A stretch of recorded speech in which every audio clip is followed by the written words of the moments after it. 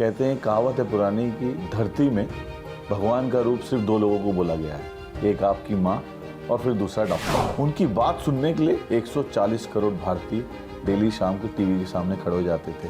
कि जैसा रिसर्च में मुझे पता चला कि आपका जन्म धर्मशाला हिमाचल में हुआ। उस समय कोई आगे ये सोचा नहीं था कि क्या प्रोफेशन में किस जगह आगे बढ़ेंगे। ये बताया गया कि आप उन दोनों को बड़ा तंग करते थे, बड़ा मारते पीटते भी थे। टेंशन ज़्यादा नहीं हो तो बचपन में लड़ाइयाँ तो बच्चों में आपस में ब्रदर्स में होती रहती हैं। मुझे पता चला कि आपने आर्मी का एग्जाम क्लियर कर लिया था। यूनिफॉर्म भी जो बनानी थी बना ली। अच्छा, यूनिफॉर्म भी बन गई थी। आप आर्मी में जाने के जब सोच रहे थे, एनडीए का जब एग्जाम दिया, was he angry with you? मेरे ही जनरेशन में मैंने ये चेंज देखा that medicine has move from a service to a business. वही आदमी मर रहा है, उससे पहले पैसे देना जरूरी है क्या? तो क्या डॉक्टर को जो टेस्ट कराना है, लेबोरेटरी भी कुछ कमीशन देता है आप? ये हमारे टाइम में medicine was more of a service. जब आप वोट मांगने गए तो डॉक्टर किरण गुलेरिया, जो आपकी धर्मपत्नी है, अपनी 2-4 मित्रों सखा के साथ खड़ी थी। स्टाइपेंड मांगने के लिए जब आप लोगों ने आंदोलन किया तो आपकी मासी जी ने आपको देख लिया। तीसरा पद्मश्री आपके परिवार में चलता है। Would you think that Karandeep को भी पद्मश्री मिलना चाहिए? तो मैं एक्चुअली ओवरनाइट रिजाइन करके आया था। अटल बिहारी वाजपेयी को आपने क्लोजली देखा। एक दिन मैंने उनसे पूछा था कि गले आपका गला खराब है, कैसा है? तो उन्होंने ये कहा कि अब गला कैसे ठीक होगा, 2 महिलाओं ने दबा के रखा हुआ है। नमस्कार, स्वागत है आपका फिर से गेम चेंजर विद एमजे में, जहां हम बातें करते हैं उन स्टोरीज़ की जो स्टोरी आपको इंस्पायर करती है। आज हम एक ऐसे गेम चेंजर से बात करने आप पहुंचे हैं दिल्ली में, जिसके बारे में मैं कुछ भी कहने जाऊं तो कम होगा। कहते हैं, कहावत है पुरानी कि धरती में भगवान का रूप सिर्फ 2 लोगों को बोला गया है, एक आपकी माँ और फिर दूसरा डॉक्टर।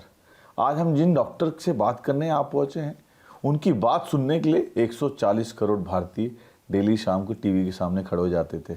जब वो दौर था कोविड का, जब हम सब डरे हुए थे, तब हम सुनते थे डेली डॉक्टर रणदीप गुलेरिया जी को। स्वागत है डॉक्टर साहब आपका शो में, गेम चेंजर में। Thank you. तो जैसा कि मैंने कहा कि गेम चेंजर विद एमजे में हमारा एक ही ध्येय होता है कि हम उन इंस्पायरिंग स्टोरीज़ को लेके आते हैं जिन्होंने किसी न किसी तरीके से देश को, समाज को कुछ न कुछ दिया है। तो हम आपके पहले जीवन के बारे में समझना चाहेंगे कि जैसा रिसर्च में मुझे पता चला कि आपका जन्म धर्मशाला हिमाचल में हुआ, दिल्ली में आपकी पढ़ाई सेंट कोलंबस से हुई। तो आपके जब दोस्तों से हम रिसर्च कर रहे थे तो हमें पता लगा कि डॉक्टर रणदीप गुलेरिया जो हैं, उनका नाम रैंडी था और बड़े शरारती होते थे। तो आपको कुछ यादें आती है जब मैं आपको पीछे पकड़ के लेके जा रहा हूँ अपने साथ? हाँ, बचपन में तो सभी लोग शरारती होते हैं, तो शरारती थे। और तब ये नहीं सोचा था कि आगे क्या करेंगे। तब तो सिर्फ ये रहता था कि रोज़ आए, खेलें और अपना पढ़ाई करें और आगे एग्ज़ाम वगैरह देते रहें। उस समय कोई आगे ये सोचा नहीं था कि क्या प्रोफेशन में किस जगह आगे बढ़ेंगे। और शुरू में जैसे आपने कहा, मैं धर्मशाला में पैदा हुआ था, वहीं पे तो कुछ टाइम रहा। फिर मेरे पेरेंट्स जो दिल्ली सेटल हो गए, फिर दिल्ली में मैंने अपनी पढ़ाई की। तो यहीं जाके फिर लोगों से दोस्त बने और यहीं आके फिर स्कूलिंग मैंने दिल्ली में ही की। आपके मित्र पैट्रिक बैरेटो ने हमें बहुत सारी स्टोरी बताई है। आपके जो रिसर्च के दौरान हमें पता चला आपके एक भाई और एक सिस्टर है, और मुझे ये बताया गया कि आप उन दोनों को बड़ा तंग करते थे, बड़ा मारते पीटते भी थे। ऐसा सच है? नहीं, ऐसा नहीं। दो अगर बड़े भाई थे आप तो? बड़े भाई हो, छोटे भाई, और दोनों के एज डिफरेंस ज़्यादा नहीं हो, तो बचपन में लड़ाइयाँ तो बच्चों में आपस में ब्रदर्स में होती रहती हैं। तो उस टाइप की लड़ाइयाँ थी। और फिर मेरी सिस्टर काफ़ी छोटी है, वो मेरे से 10 साल छोटी हैं। तो हम उनकी तरफ बहुत प्रोटेक्टिव रहते थे, क्योंकि हम काफ़ी उनसे एज में बड़े थे। तो आई वुड से कि यस, चाइल्डहुड में शरारतें भी की और आगे अपने दोस्त भी बनाए। और करियर के बारे में तो तब इतना नहीं सोचा था कि ऐसा होगा। पर करियर की बात आ रही है तो मैं आपको एक सवाल पूछना चाहूँगा, क्योंकि मुझे पता चला कि आपने आर्मी का एग्ज़ाम क्लियर कर लिया था। अगर वो आपके, आई थिंक जो मामा की तरफ के लोग थे वो आर्मी में बहुत ज़्यादा थे, तो आर्मी का एग्ज़ाम क्लियर करने के बाद फिर डॉक्टर की तरफ कैसे झुकाव हो गया? तो जैसे आपने सही कहा कि मेरी मदर के साइड के जो मेरे मामा जी हैं, सारे ही आर्मी में हैं। तो शौक़ था और मैंने आर्मी लाइफ देखी थी, तो काफ़ी उससे इम्प्रेस था। तो मैंने एनडीए का एग्ज़ाम दिया और एनडीए का एग्ज़ाम क्लियर किया। मेडिकल भी हो गया, यूनिफॉर्म भी जो बनानी थी बना ली। अच्छा, यूनिफॉर्म भी बन गए थे? ट्रेन पकड़ने की भी तैयारी थी, अगले दिन ट्रेन पकड़ेंगे। फिर रात को ख्याल आया कि नहीं, कुछ और करके देखते हैं। और मेरे पेरेंट्स ने भी कहा कि देख लो। तो फिर हम आगे उस डायरेक्शन में नहीं गए। एक समय और था जब मैंने एमबीबीएस किया था, तब मैंने फिर आर्मी मेडिकल कोर का एग्ज़ाम दिया था, उसको भी क्लियर किया, उसका मेडिकल भी किया। अच्छा, उसमें भी सिलेक्शन हो गई, लेकिन वही है डेस्टिनी जो हम डेस्टिनी है। जन्म कुंडली में जो लिखा है वो होता है। आप मानते हैं जन्म कुंडली को? मैं जन्म कुंडली को मतलब ये मानता हूँ कि डेस्टिनी है, और जन्म कुंडली में कुछ हद तक जो लिखा है वो आगे। जो लिखा है वो तय है, वो होना है। ऊपर वाले ने भाग्य सबका लिख रखा है। और ये था कि डॉक्टर गुलेरिया हमें मिलने थे, देश को मिलने थे, इसलिए डॉक्टर गुलेरिया मिल गए, इसलिए आप आर्मी में ना जाके इधर आ गए। खैर, अभी बात करते हैं आपके माता पिता में। मैं अगर गलत नहीं तो 2023 में आपकी माता जी का देहांत हो गया। तो माता पिता में आप सबसे ज़्यादा क्लोज किसके रहे? कहते हैं कि जो लड़का होता है वो अपनी माँ के बहुत क्लोज होता है, आपके साथ भी? माता जी के ज़्यादा हम क्लोज रहते हैं, और क्योंकि वो एक टीचर थी तो वो काफ़ी हद तक हमारे ध्यान रखती थी। और मेरे फादर डॉक्टर थे, वो खुद भी एम्स में थे, तो वो ज़्यादा बिजी रहते थे प्रोफेशन में। तो काफ़ी हद तक मदर का जो है वो प्रभाव रहा है। पर आपके परिवार को मैं जब हिस्ट्री देख रहा था, आपके फादर साहब डॉक्टर जगदेव सिंह जी, आपके ब्रदर डॉक्टर संदीप, आपकी वाइफ डॉक्टर किरण, आपका बेटा डॉक्टर, आपकी बहू डॉक्टर। आई थिंक ये डॉक्टर का परिवार में क्या रहा कि सबको क्लियर है कि डॉक्टर बन जाना है। आई थिंक एक बाद आपकी सुपुत्री हैं, शायद वो अभी पॉल्यूशन पे, वो वेस्ट मैनेजमेंट पे कोर्स कर रही है, नीदरलैंड से पढ़ा हुआ है। आई थिंक शी स्टडीड, वहीं सेटल्ड है। तो ऐसा क्या हुआ कि डॉक्टर की तरफ सब बढ़ जाते हैं अपने आप? Is there in the DNA कि डॉक्टर ही बनना है, या प्रेशर है आपकी तरफ से? प्रेशर भी नहीं है, मुझे लगता है कि तो अपना मैं बता सकता हूँ कि जब हम कॉलेज से निकल रहे थे तो तब हमारे टाइम में तो 2-3 प्रोफेशन ही थे, या तो इंजीनियरिंग करो, या मेडिसिन करो, या फिर सिविल सर्विसेज का एग्ज़ाम दो, और ज़्यादा प्रोफेशन तो नहीं थे। जैसे आजकल तो बहुत प्रोफेशंस हैं। So then the whole issue was कि क्या करें। Since my father was a doctor, तो मैंने मेडिकल का थोड़ा सा देखा था कैसे है, and I was drawn to that. तो दो ही प्रोफेशन जो मुझे ठीक लगे, वो एक आर्मी वाला था, क्योंकि मेरे मदर के साइड के लोग आर्मी में थे, और मैं छुट्टियों में कहीं अपने मामा जी के यहाँ जाता था, तो मैं आर्मी के जो तौर तरीके देख के काफ़ी इम्प्रेस हो जाता था। वो अलग ही जीवन है, एकदम संयम, डिसिप्लिन और बिल्कुल अलग सा। पर आपके फादर कन्विंस थे आप आर्मी में जाने के? जब सोच रहे थे, एनडीए के जब एग्जाम दिया, was he angry with you? नहीं, उन्होंने तो मुझे कहा कि आप अगर if you want to go you should go, but choose your life, but यही था कि सोच लो कि एक दफ़ा एनडीए में चले जाओगे, देन योर आपका वही कैरियर रहेगा, वही career, there is no turning back, there is no turning back. और and then it was just कि अभी स्कूल से ही निकले हो, आगे अभी सोच लो कि आगे प्रोफेशन में और कुछ तो नहीं करना है। और फिर मेडिसिन का मैंने, क्योंकि माहौल ऐसा ही था, तो मेडिकल करियर देखा था, तो इसलिए उस तरफ आई थिंक सारे हमारी फैमिली का उस तरफ थोड़ा सा रुझान हो गया, अभी झुकाव होगा कि उसी तरफ चलते हैं।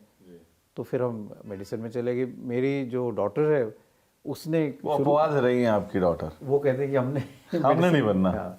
तो उसने वो इन्वायरमेंट में ज़्यादा पैशनेट थी, तो उसने इंजीनियरिंग की, फिर इन्वायरमेंट में जाके मास्टर्स किया अपना नीदरलैंड से। अब वहाँ काम भी कर रही हैं, और वेस्ट वाटर मैनेजमेंट पे पीएचडी भी कर रही हैं। बट आप ओके थे जब उन्होंने बताया कि मुझे डॉक्टर नहीं बनना है? बिल्कुल बिल्कुल, आपकी तरफ से कोई प्रेशर नहीं था? मेरा ये मानना है, और ये मैं सभी को कहता हूँ कि आप जो प्रोफेशन चूज़ करो तो उसमें आपका पैशन होना चाहिए। You must like what you do, because most of your life you must like what you do, very nice, spend what in your own profession. आप नॉर्मली अगर आप क्रिटिकली देखो तो आप अपने प्रोफेशन में अपने फैमिली से ज़्यादा टाइम स्पेंड करते हो। आपका समय कहते हैं 24 घंटे में से 12 से 14 घंटे तो आप अपने काम में दे देते हो, तो आप वही बन जाते हो जो आप कर रहे होते हो। बिल्कुल, अगर आपको उसमें मज़ा नहीं आ रहा, आप उसमें पैशन नहीं है, फिर आप you are wasting not only your career but also your time, and you are unhappy. तो इसलिए आई जस्ट टेल पीपल कि अगर आपने मेडिसिन करना है तो आपको उसमें एक वो जुनून होना चाहिए, पैशन होना चाहिए आपको, वो उस लाइन में आपको समझ होनी चाहिए कि आप करना चाह रहे हो, एक सेवा करने के लिए आप घुसना चाह रहे हो। बट मैं, आपने जब जुनून की बात करी, मैं बीच में एक सवाल मेरे दिमाग में आ गया कि क्या डॉक्टरी का जो पेशा है, आप जब आज नए ब्रीड के डॉक्टर्स को जो देखते हैं वर्सेस जब आप डॉक्टरी पढ़ के आए थे, जो मेरा भी अनुभव कहता है कि जो मैं पहले के डॉक्टर्स देखता था, आज 2060+ their compassion towards patients were little more higher than what I see right now. It's become little more professional side. लोग पहले इसको सेवा मानते थे, अब थोड़ा वो चेंज हो रहा है। आपको क्या देख के दुख होता है दिल में कि डॉक्टरी जो पेशा था, भगवान का रूप था, आज उसको यहाँ ला दिया गया है? तो मैं ये बात मानता हूँ, और मुझे बहुत दुख होता है कि मेरे ही जनरेशन में मैंने ये चेंज देखा है that medicine has move from a service to a business. Business it become complete business now. पहले एक आप मेडिसिन में जाते थे एक सेवा की भावना से, और मेडिसिन और ये सोसाइटी में चेंज मैं देखता हूँ, क्योंकि अगर हम सोसाइटी में देखें तो दो ऐसे प्रोफेशन थे जहाँ बहुत रिस्पेक्ट था। एक था मेडिसिन का और एक था टीचिंग का। टीचर्स को बहुत रिस्पेक्ट दिया जाता था क्योंकि वो आपके गुरु होते थे, वो कैरियर संभालने थे, आपको गाइड करते थे, आपके मेंटर होते थे। और डॉक्टर्स थे वो आपको एज जीपीज हैं आपके सारे फैमिली को देखते थे, आपको एडवाइस देते थे और आप उनका भी काफ़ी सम्मान करते थे। And it was not about the money that you earn, it was about the respect that you got. अब वो सारा चेंज हो गया है। और एक टाइम था जब ये लोग ये कहते थे कि my son is a doctor, अब वो लोग कहेंगे मेरे सन का पे पैकेज इतना है।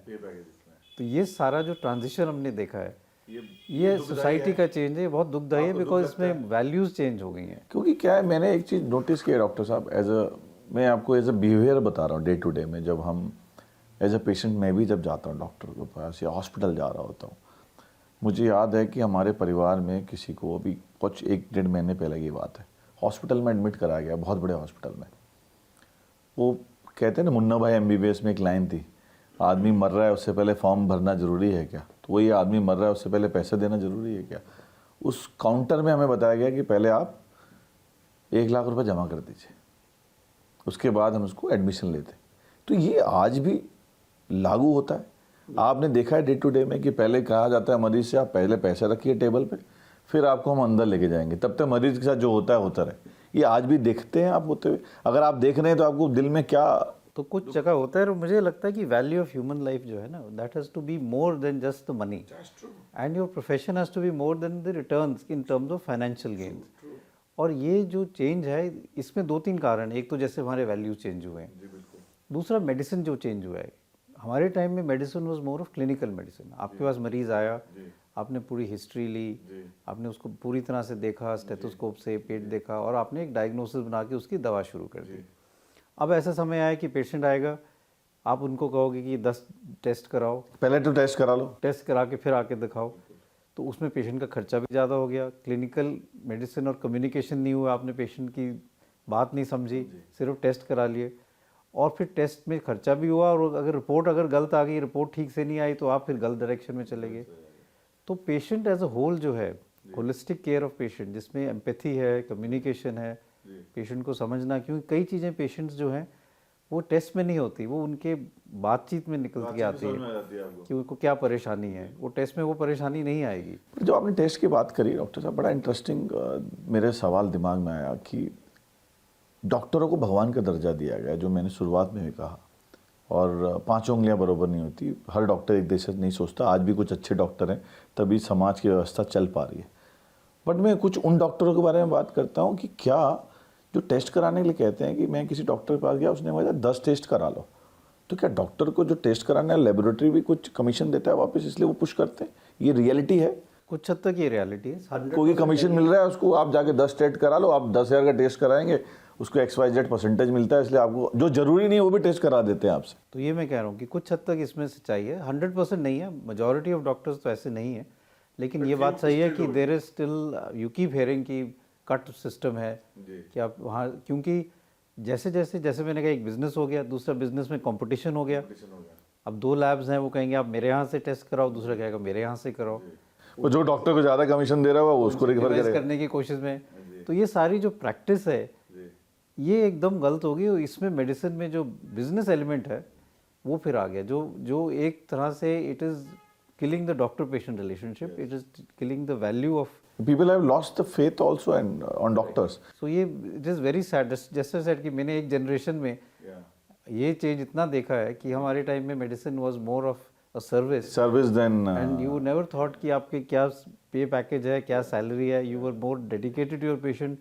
रात भर आप बैठे हो तो भी आपको कोई वो फिक्र नहीं है। आप आई मीन मेरे टाइम में कई लोग डॉक्टर्स थे जो सर्जरी के लिए जाते थे, वो फ्राइडे शाम को ऑपरेशन थिएटर में गए और मंडे मॉर्निंग वापस आते थे। That's a dedication what they had. Because कभी कभी ट्रॉमा हो गया, हेड इंजरीज के बहुत पेशेंट्स आ गए, तो neurosurgeon would spend 3 days in the OT only because इतने सारे पेशेंट्स आ गए। फिर जो डॉक्टरों को कमीशंस को लेके ये फार्मा कंपनियां भी जो करती हैं, जो मैं मेडिसिन पे आता हूँ अब, एक तो हो गई जो कमीशन कुछ डॉक्टर्स लैब से ले लेते हैं, ठीक है, जो टेस्ट की ज़रूरत नहीं है वो भी करा लिया। मेरे को मान लीजिए बुखार हो गया, मुझे 5 टेस्ट लिख के डॉक्टर ने लिख के दे दिए। मैं समझता हूँ आप जैसे डॉक्टरों से दिन रात उठते बैठते, तो मुझे पता है कि 5 टेस्ट की मुझे ज़रूरत नहीं है, तो I could ask him question back कि मुझे टेस्ट क्यों दे रहे हो। पर जो नॉर्मल इंसान जा रहा है, उसको डरा हुआ है, 102 बुखार में है, 5 का 6 टेस्ट बोलेगा तो भी करा लेगा। तो क्या डॉक्टर से जाके सवाल पूछना चाहिए? कोई भी जो पेशेंट्स देख रहे हैं, जितने लोग आज हमें देख रहे हैं भारत 24 के माध्यम से, गेम चेंजर्स के माध्यम से, क्या सवाल पूछना चाहिए? अगर डॉक्टर आपको कुछ ऐसे टेस्ट लिख के दे दे और आपके मन में डाउट आ जाए कि मुझे करने चाहिए कि नहीं करने चाहिए, आप क्या गाइड करेंगे हमारे दर्शकों को? तो डॉक्टर से पूछना चाहिए कि ज़रूरी है नहीं। इसमें एक और एलिमेंट आ जाता है जो हम कह सकते हैं, जिसको हम कहते हैं डिफेंसिव मेडिसिन। वो आ जाता है कि मेडिको लीगल एस्पेक्ट। अब देखो, डॉक्टर्स जो हैं क्लिनिकल डायग्नोसिस बना सकते हैं, it can never be 100% accurate. अब मान लो आप किसी के पास गए सिर दर्द के लिए, अब उसने कहा आपकी सिर दर्द जो है ये माइग्रेन हो सकता है, माइग्रेन की दवाई दे दी। लेकिन अगर वो कहें कि भी can I have a brain tumour, headache tumour के कारण भी हो सकता है, हेडेक माइग्रेन के कारण भी हो सकता है, हेडेक आंखों की कमजोरी के कारण भी हो सकता है, हेडेक साइनोसाइटिस के कारण भी हो सकता है। अब आपको पता है कि ये कारण रेयर हैं, अनलाइकली हैं, ये मोस्ट लाइकली कारण है। पहले हम ये क्लिनिकल मेडिसिन में था कि आप you find what is most likely and you treat it, and 90 to 95% of times you are right. लेकिन अगर आप ये पूछो कि 100% क्या है, कि रेयर कुछ हो सकता है, और मेडिको लीगल इसमें ये तो नहीं है कि I will go gate pulled up in a medico legal case कि आपने ये मिस कर दिया, तो वो सारे एक एलिमेंट ऑफ डिफेंसिव मेडिसिन आ जाता है कि आप टेस्ट करा के रूल आउट कर लिया। और वो अगर हम पे वाले, मतलब अगर हम पैकेज की बात ना करें, तो नो वन विल से कि आपने ज़्यादा टेस्ट क्यों कराया, पर आपने एक टेस्ट नहीं कराया और उसमें कुछ मिस हो गया, तो मेडिको लीगली आपसे पूछा जाएगा कि आपने टेस्ट क्यों नहीं कराया, क्योंकि आपने ये डायग्नोज मिस कर दिया। तो अगर किसी को हेडेक है और आपको 99% श्योर है कि सीटी नहीं कराना है, कई लोग ये कि भाई इसमें कोई और इशू ना बन जाए तो एक सीटी हेड करा लेंगे, तो उसका अपना खर्चा हो जाएगा। सो देयर इज ऑल्सो, जैसे मैंने शुरू में कहा, it is a change which is happening in values in society and trust in society. One should also accept कि doctors are not 100% foolproof, so you have to also look at clinical medicine and at the same time balance it with investigative medicine. पर doctor साहब, मैं आपको अगर simple layman भाषा में पूछूं, क्योंकि हमारे ज़्यादातर जो दर्शक हैं हिंदी राज्यों में रहने वाले लोग हैं, ये मेडिकल टर्मिनोलॉजी शायद ना समझ पाए, मैं सिंप्लीफाई करना चाहता हूँ आपके माध्यम से आज। ऐसी कौन कौन सी बीमारियाँ हैं जिसमें आपको टेस्ट की ज़रूरत नहीं? आप ऐसी कोई बीमारियाँ बता सकते हो? जैसे बुखार में टेस्ट की ज़रूरत होती है क्या? जब बुखार में आप जाते हैं तो आपको इतने सारे जो टेस्ट दिया उसमें टेस्ट करना, ऐसी 4-5 बीमारियाँ बताएं। अगर आपके बुखार के साथ जुकाम, नज़ला, वायरल फीवर के लक्षण है कि आपको जुकाम है, गले में खराश है, बुखार है, तो सिंपल ट्रीटमेंट की ज़रूरत है। बुखार में आपको टेस्ट कराने की कोई जरूरत नहीं है। बुखार अगर उसके साथ जुकाम, नज़ला, खांसी है, डॉक्टर आपको बोले तो आपको बोल देना ज़रूरत नहीं है मुझे। अगर आपको कुछ खाया आपने, उसका पेट खराब हो गया, डायरिया हो गया, तो आपको अपने पेट खराब के लिए जो भी दवाई लेनी है वो लेनी है, उसके लिए कुछ अल्ट्रासाउंड या कुछ टेस्ट की ज़रूरत नहीं है। तो इसी तरह से अगर आपको कोई, मान लो एलर्जी हो रही है कोई, तो एंटी एलर्जी की दवाई लेनी है उसके लिए। तो ऐसे तो कई एग्जाम्पल्स हैं। तो आपने 2 चीज़ें बता दी, आपको बुखार है तो आपको टेस्ट कराने की ज़्यादा ज़रूरत नहीं है, जो सर्दी जुकाम के साथ एलर्जी है तो आपको टेस्ट कराने की ज़रूरत नहीं है, आपको सर दर्द होता है तो आप ज़बरदस्ती का टेस्ट ना कराएं। ये 3-4 बीमारियां जिसमें आपको टेस्ट कराने की ज़्यादा ज़रूरत है नहीं। हाँ, पर पूरा क्लिनिकल पिक्चर देखने की ज़रूरत है। मान लो किसी को सिर में दर्द होता है, बहुत सीवियर हो रहा है, वॉमिटिंग हो रही है, और लक्षण है जो ये साइंस हैं जो ये सजेस्ट करते हैं कि उनके ब्रेन में प्रेशर बढ़ रहा है, जो हम कहते हैं रेज्ड इंट्राक्रैनियल टेंशन।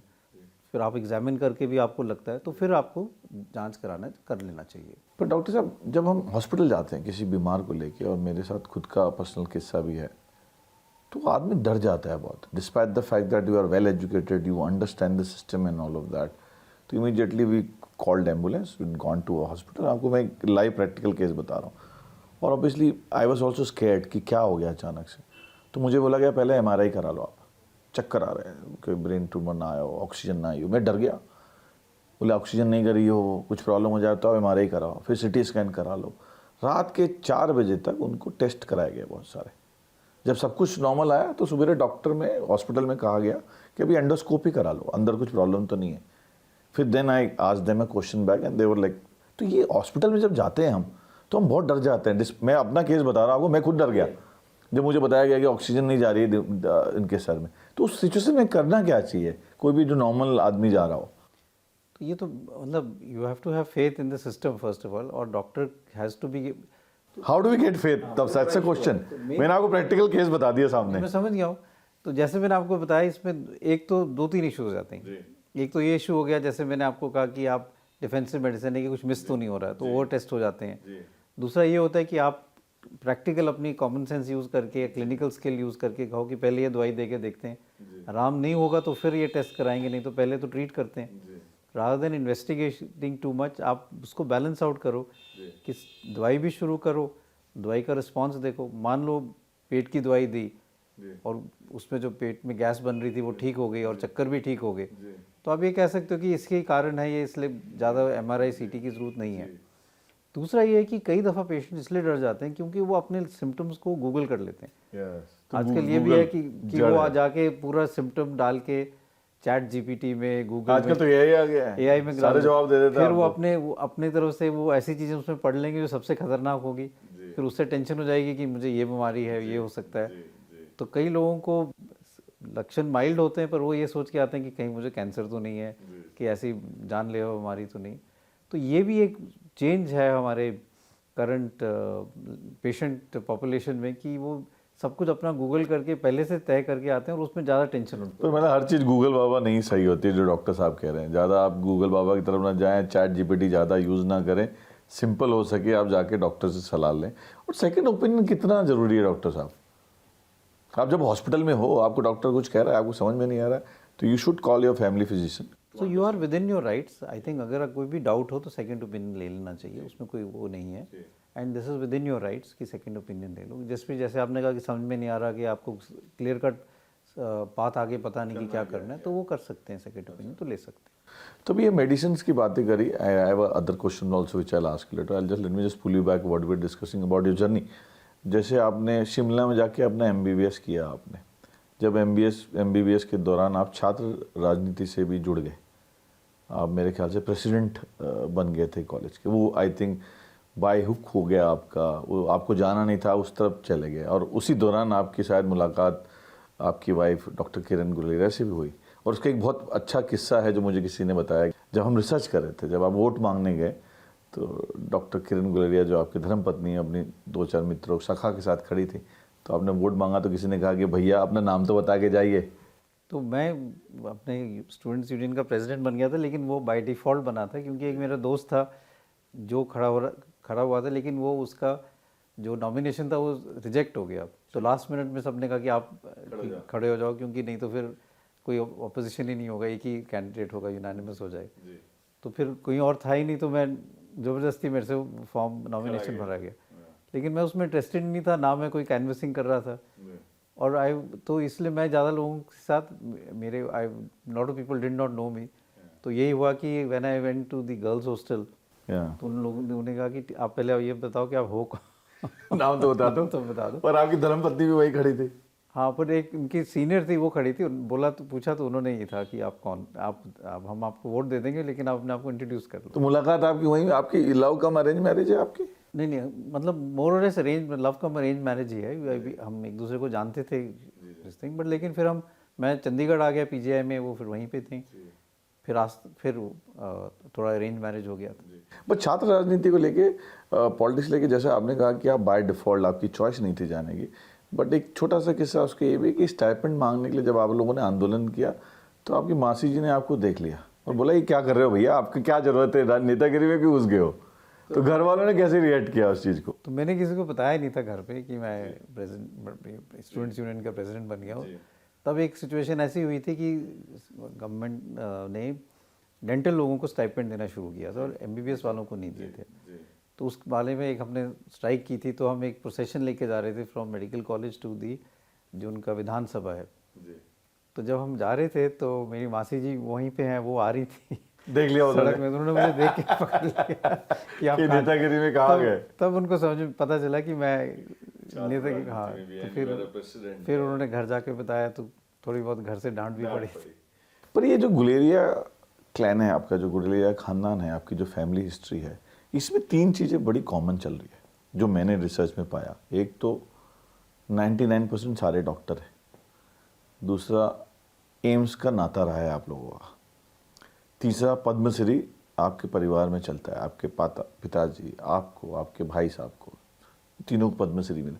जब आप ये मेरे नाते, फादर इन लॉ भी पद्मश्री। आपके father in law Padmashri, let just put it, तो 4 पद्मश्री तो घर में ही है। एम्स का आपका नाता रहा है, आपने भी शुरुआत 1992 में एम्स से करी, आपके भाई ने भी करी, फादर साहब भी रहे। ये 3 चीज़ें इस परिवार के साथ कॉमन है। आप आगे बढ़ते भी देख रहे हैं इस चीज़ को। कैसा फील होता है कि परिवार में 4 पद्मश्री हैं, सारे एम्स से जुड़े हुए हैं और सब डॉक्टर हैं?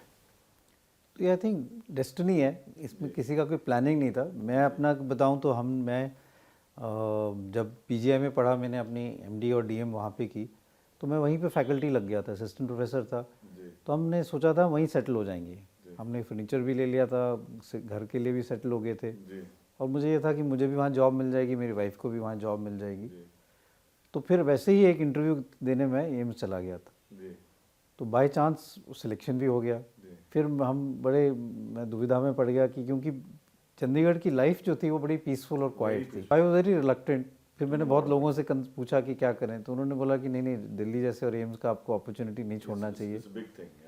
तो मैं एक्चुअली ओवरनाइट रिज़ाइन करके आया था मैं, और उस टाइम भी मुझे बहुत बुरा लगा था क्योंकि मेरे वहाँ भी काफ़ी पेशेंट्स थे और वो उनको मैंने बताया नहीं था कि मैं जा रहा हूँ। आप चाहेंगे कि जो आपका सुपुत्र है, आप जब उसको देख रहे हो, he is also doctor right now, would you think that Karandeep को भी पद्मश्री मिलना चाहिए?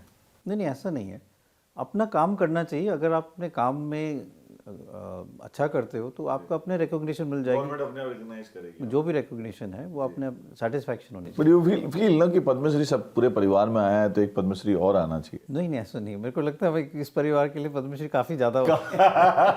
But it's a proud moment for a Guleria family कि आप पद्मश्री हो। अब एम्स की बात कर रहे थे हम, जब आप असिस्टेंट प्रोफेसर बन के गए वहाँ पे, और आपने जर्नी देखी 1992 से आप 2017 तक, आप जो रहे अपने विभिन्न कार्यकाल में, देन आप वहाँ के डायरेक्टर बन गए और 2022 तक आप रहे। तो उस जर्नी को आज मैं पलट के देखता हूँ, आपसे मैं जब सवाल पूछता हूँ तो क्या यादें आती हैं आपके पहले दिन की और आखिरी दिन की? आपको अगर यादें ताज़ा कर सकें तो हमारे साथ कुछ शेयर कर सकें। तो पहले दिन की तो मेरी जर्नी ऐसी थी कि जब मैं ज्वाइन किया, फिर मैं डिपार्टमेंट में गया, तो मुझे एक डॉक्टर साहब थे, डॉक्टर पांडे, जो वहाँ मेडिसिन के एक यूनिट हेड थे, वो मुझे ले गए। उन्होंने मुझे डिपार्टमेंट दिखाया। तब कमरा नहीं मिला था मुझे, तो मैं ड्यूटी रूम में बैठा कई महीने, तो मैं ड्यूटी रूम में बैठ के उसको अपना कमरा बनाया था क्योंकि कमरा अलॉट नहीं हुआ था। और मुझे पढ़ाने का बहुत शौक था, तो मैं वहाँ स्टूडेंट्स को बहुत पढ़ाता था।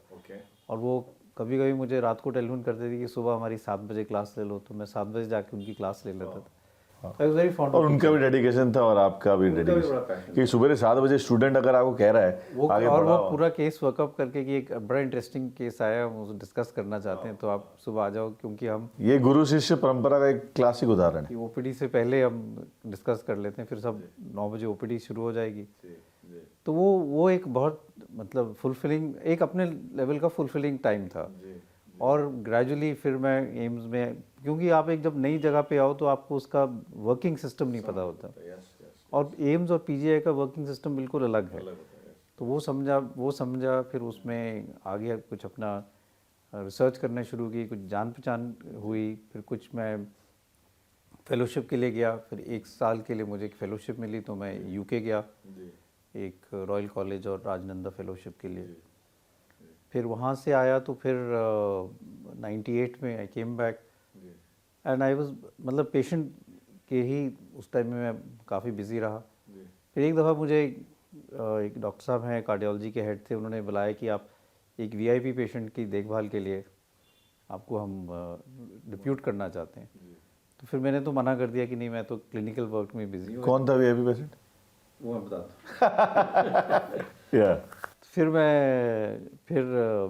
फिर डॉक्टर पांडे ने मुझे बुला के बोला कि नहीं, आप ये इसको कर लो, क्योंकि ये भी पार्ट ऑफ योर ड्यूटी है। So then I said yes. Then few months later I got a letter कि I was appointed as personal physician to mister Shri Atal Bihari Vajpayee. So by chance, वही मैंने कहा डेस्टिनी किया है कि फिर मैं उनका फिजिशियन बन गया 1998 में। पर ये भी कॉमन है आपके परिवार में कि आप आदरणीय अटल बिहारी वाजपेयी के पर्सनल फिजिशियन रहे। आपके फादर साहब ने पंडित जवाहरलाल नेहरू का भी किया, इंदिरा गांधी का भी किया। तो ये भी परिवार में एक चला आ रहा हुआ है कि परिवार में जितने भी समाज को और देश को चलाने वाले व्यक्तित्व है, आप उनके स्वास्थ्य को ठीक रखने में आपने काम किया। और सबसे क्लासिक एग्जाम्पल है अटल बिहारी वाजपेयी को आपने क्लोजली देखा। अब अटल बिहारी के बारे में बात आती है, वाजपेयी साहब के बारे में, तो क्या आता है आपको यादें?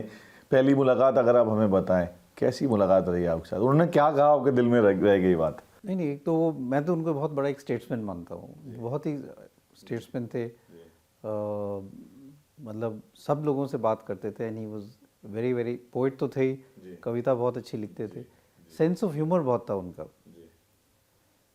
एक दफ़ा मुझे याद है जब उनका गला ख़राब था, और उस टाइम में मिली-जुली सरकार थी, आई थिंक तब जयललिता भी उनको सपोर्ट कर रही थी और ममता बनर्जी भी सपोर्ट कर रही थी, लेकिन दोनों उनको तंग बहुत कर रही थी। जयललिता और ममता बनर्जी दोनों, यस यस। तो फिर एक दिन मैंने उनसे पूछा था कि आपका गला ख़राब है, कैसा है? तो उन्होंने ये कहा कि अब गला कैसे ठीक होगा, 2 महिलाओं ने दबा के रखा हुआ है। कोलिशन गवर्नमेंट चलाने का आई थिंक जो भारत को किसी ने सिखाया तो अटल जी ने सिखाया, और जैसा कहा कि गला खराब होने का कारण सबसे बड़ा होता है। फिर आगे बताएं प्लीज़। तो इसलिए इस टाइप उनका सेंस ऑफ ह्यूमर काफ़ी था, और काफ़ी वो मतलब देश के लिए काफ़ी सोचते थे, पॉलिटिकली बहुत रहते थे, और वो एक अलग से स्टेट्समैन थे वो, मतलब उनका वैल्यूज़ ही अलग थी। जो भी आई थिंक जो देख रहा है मैं आज, अटल बिहारी की जब भी बात आती है तो आई थिंक भविष्य में और इतिहास में आदमी, हम सब उनको एक ही चीज़ के लिए याद करेंगे कि उन्होंने सिर्फ भारत को सबसे पहले आगे रखा। राष्ट्र प्रथम रखने की भावना जो उनकी थी वो बहुत बहुत बड़ी और विशालकाय थी। और कुछ याद आता है वो अटल जी का नाम लेता हूँ तो मैं, कोई किस्सा याद आता हो आपको जो आज गुदगुदाता हो, या आपको एकदम सीरियस स्टेज में आप जब देखने गए हो उनको, कभी उनके आखिरी दिनों में आपसे मुलाकात हुई उनसे कभी? नहीं, मैं तो फिर उनको एंड तक देखा था, तो बहुत ट्रैवल किया उनके साथ, उनकी इलेक्शन रैलीज में भी जब वो जाते थे तो मैं देखा था, और वो उनकी जो स्पीचेस थी वो तो बहुत ही प्रभावित करने वाली स्पीचेस, बहुत बोलने का उनका बहुत अंदाज था। कई दफ़ा वो रुक जाते थे और मैं कई दफ़ा उनको कहा कि सर बहुत अच्छा आपने स्पीच दिया, तो वो यही कहते थे कि नहीं, वो पूरे जो शब्द मैं ढूंढ रहा था वो उस टाइम मिला नहीं मुझे, और मैं ये वाला शब्द इस्तेमाल बोलना चाहता था। यस। तो वो अपनी स्पीच में पूरा उसकी परफेक्शन चाहते थे कि हम जो बोल रहे हैं वो पूरी वो स्पीच अटल जी खुद लिखा करते थे कि उनके लिए?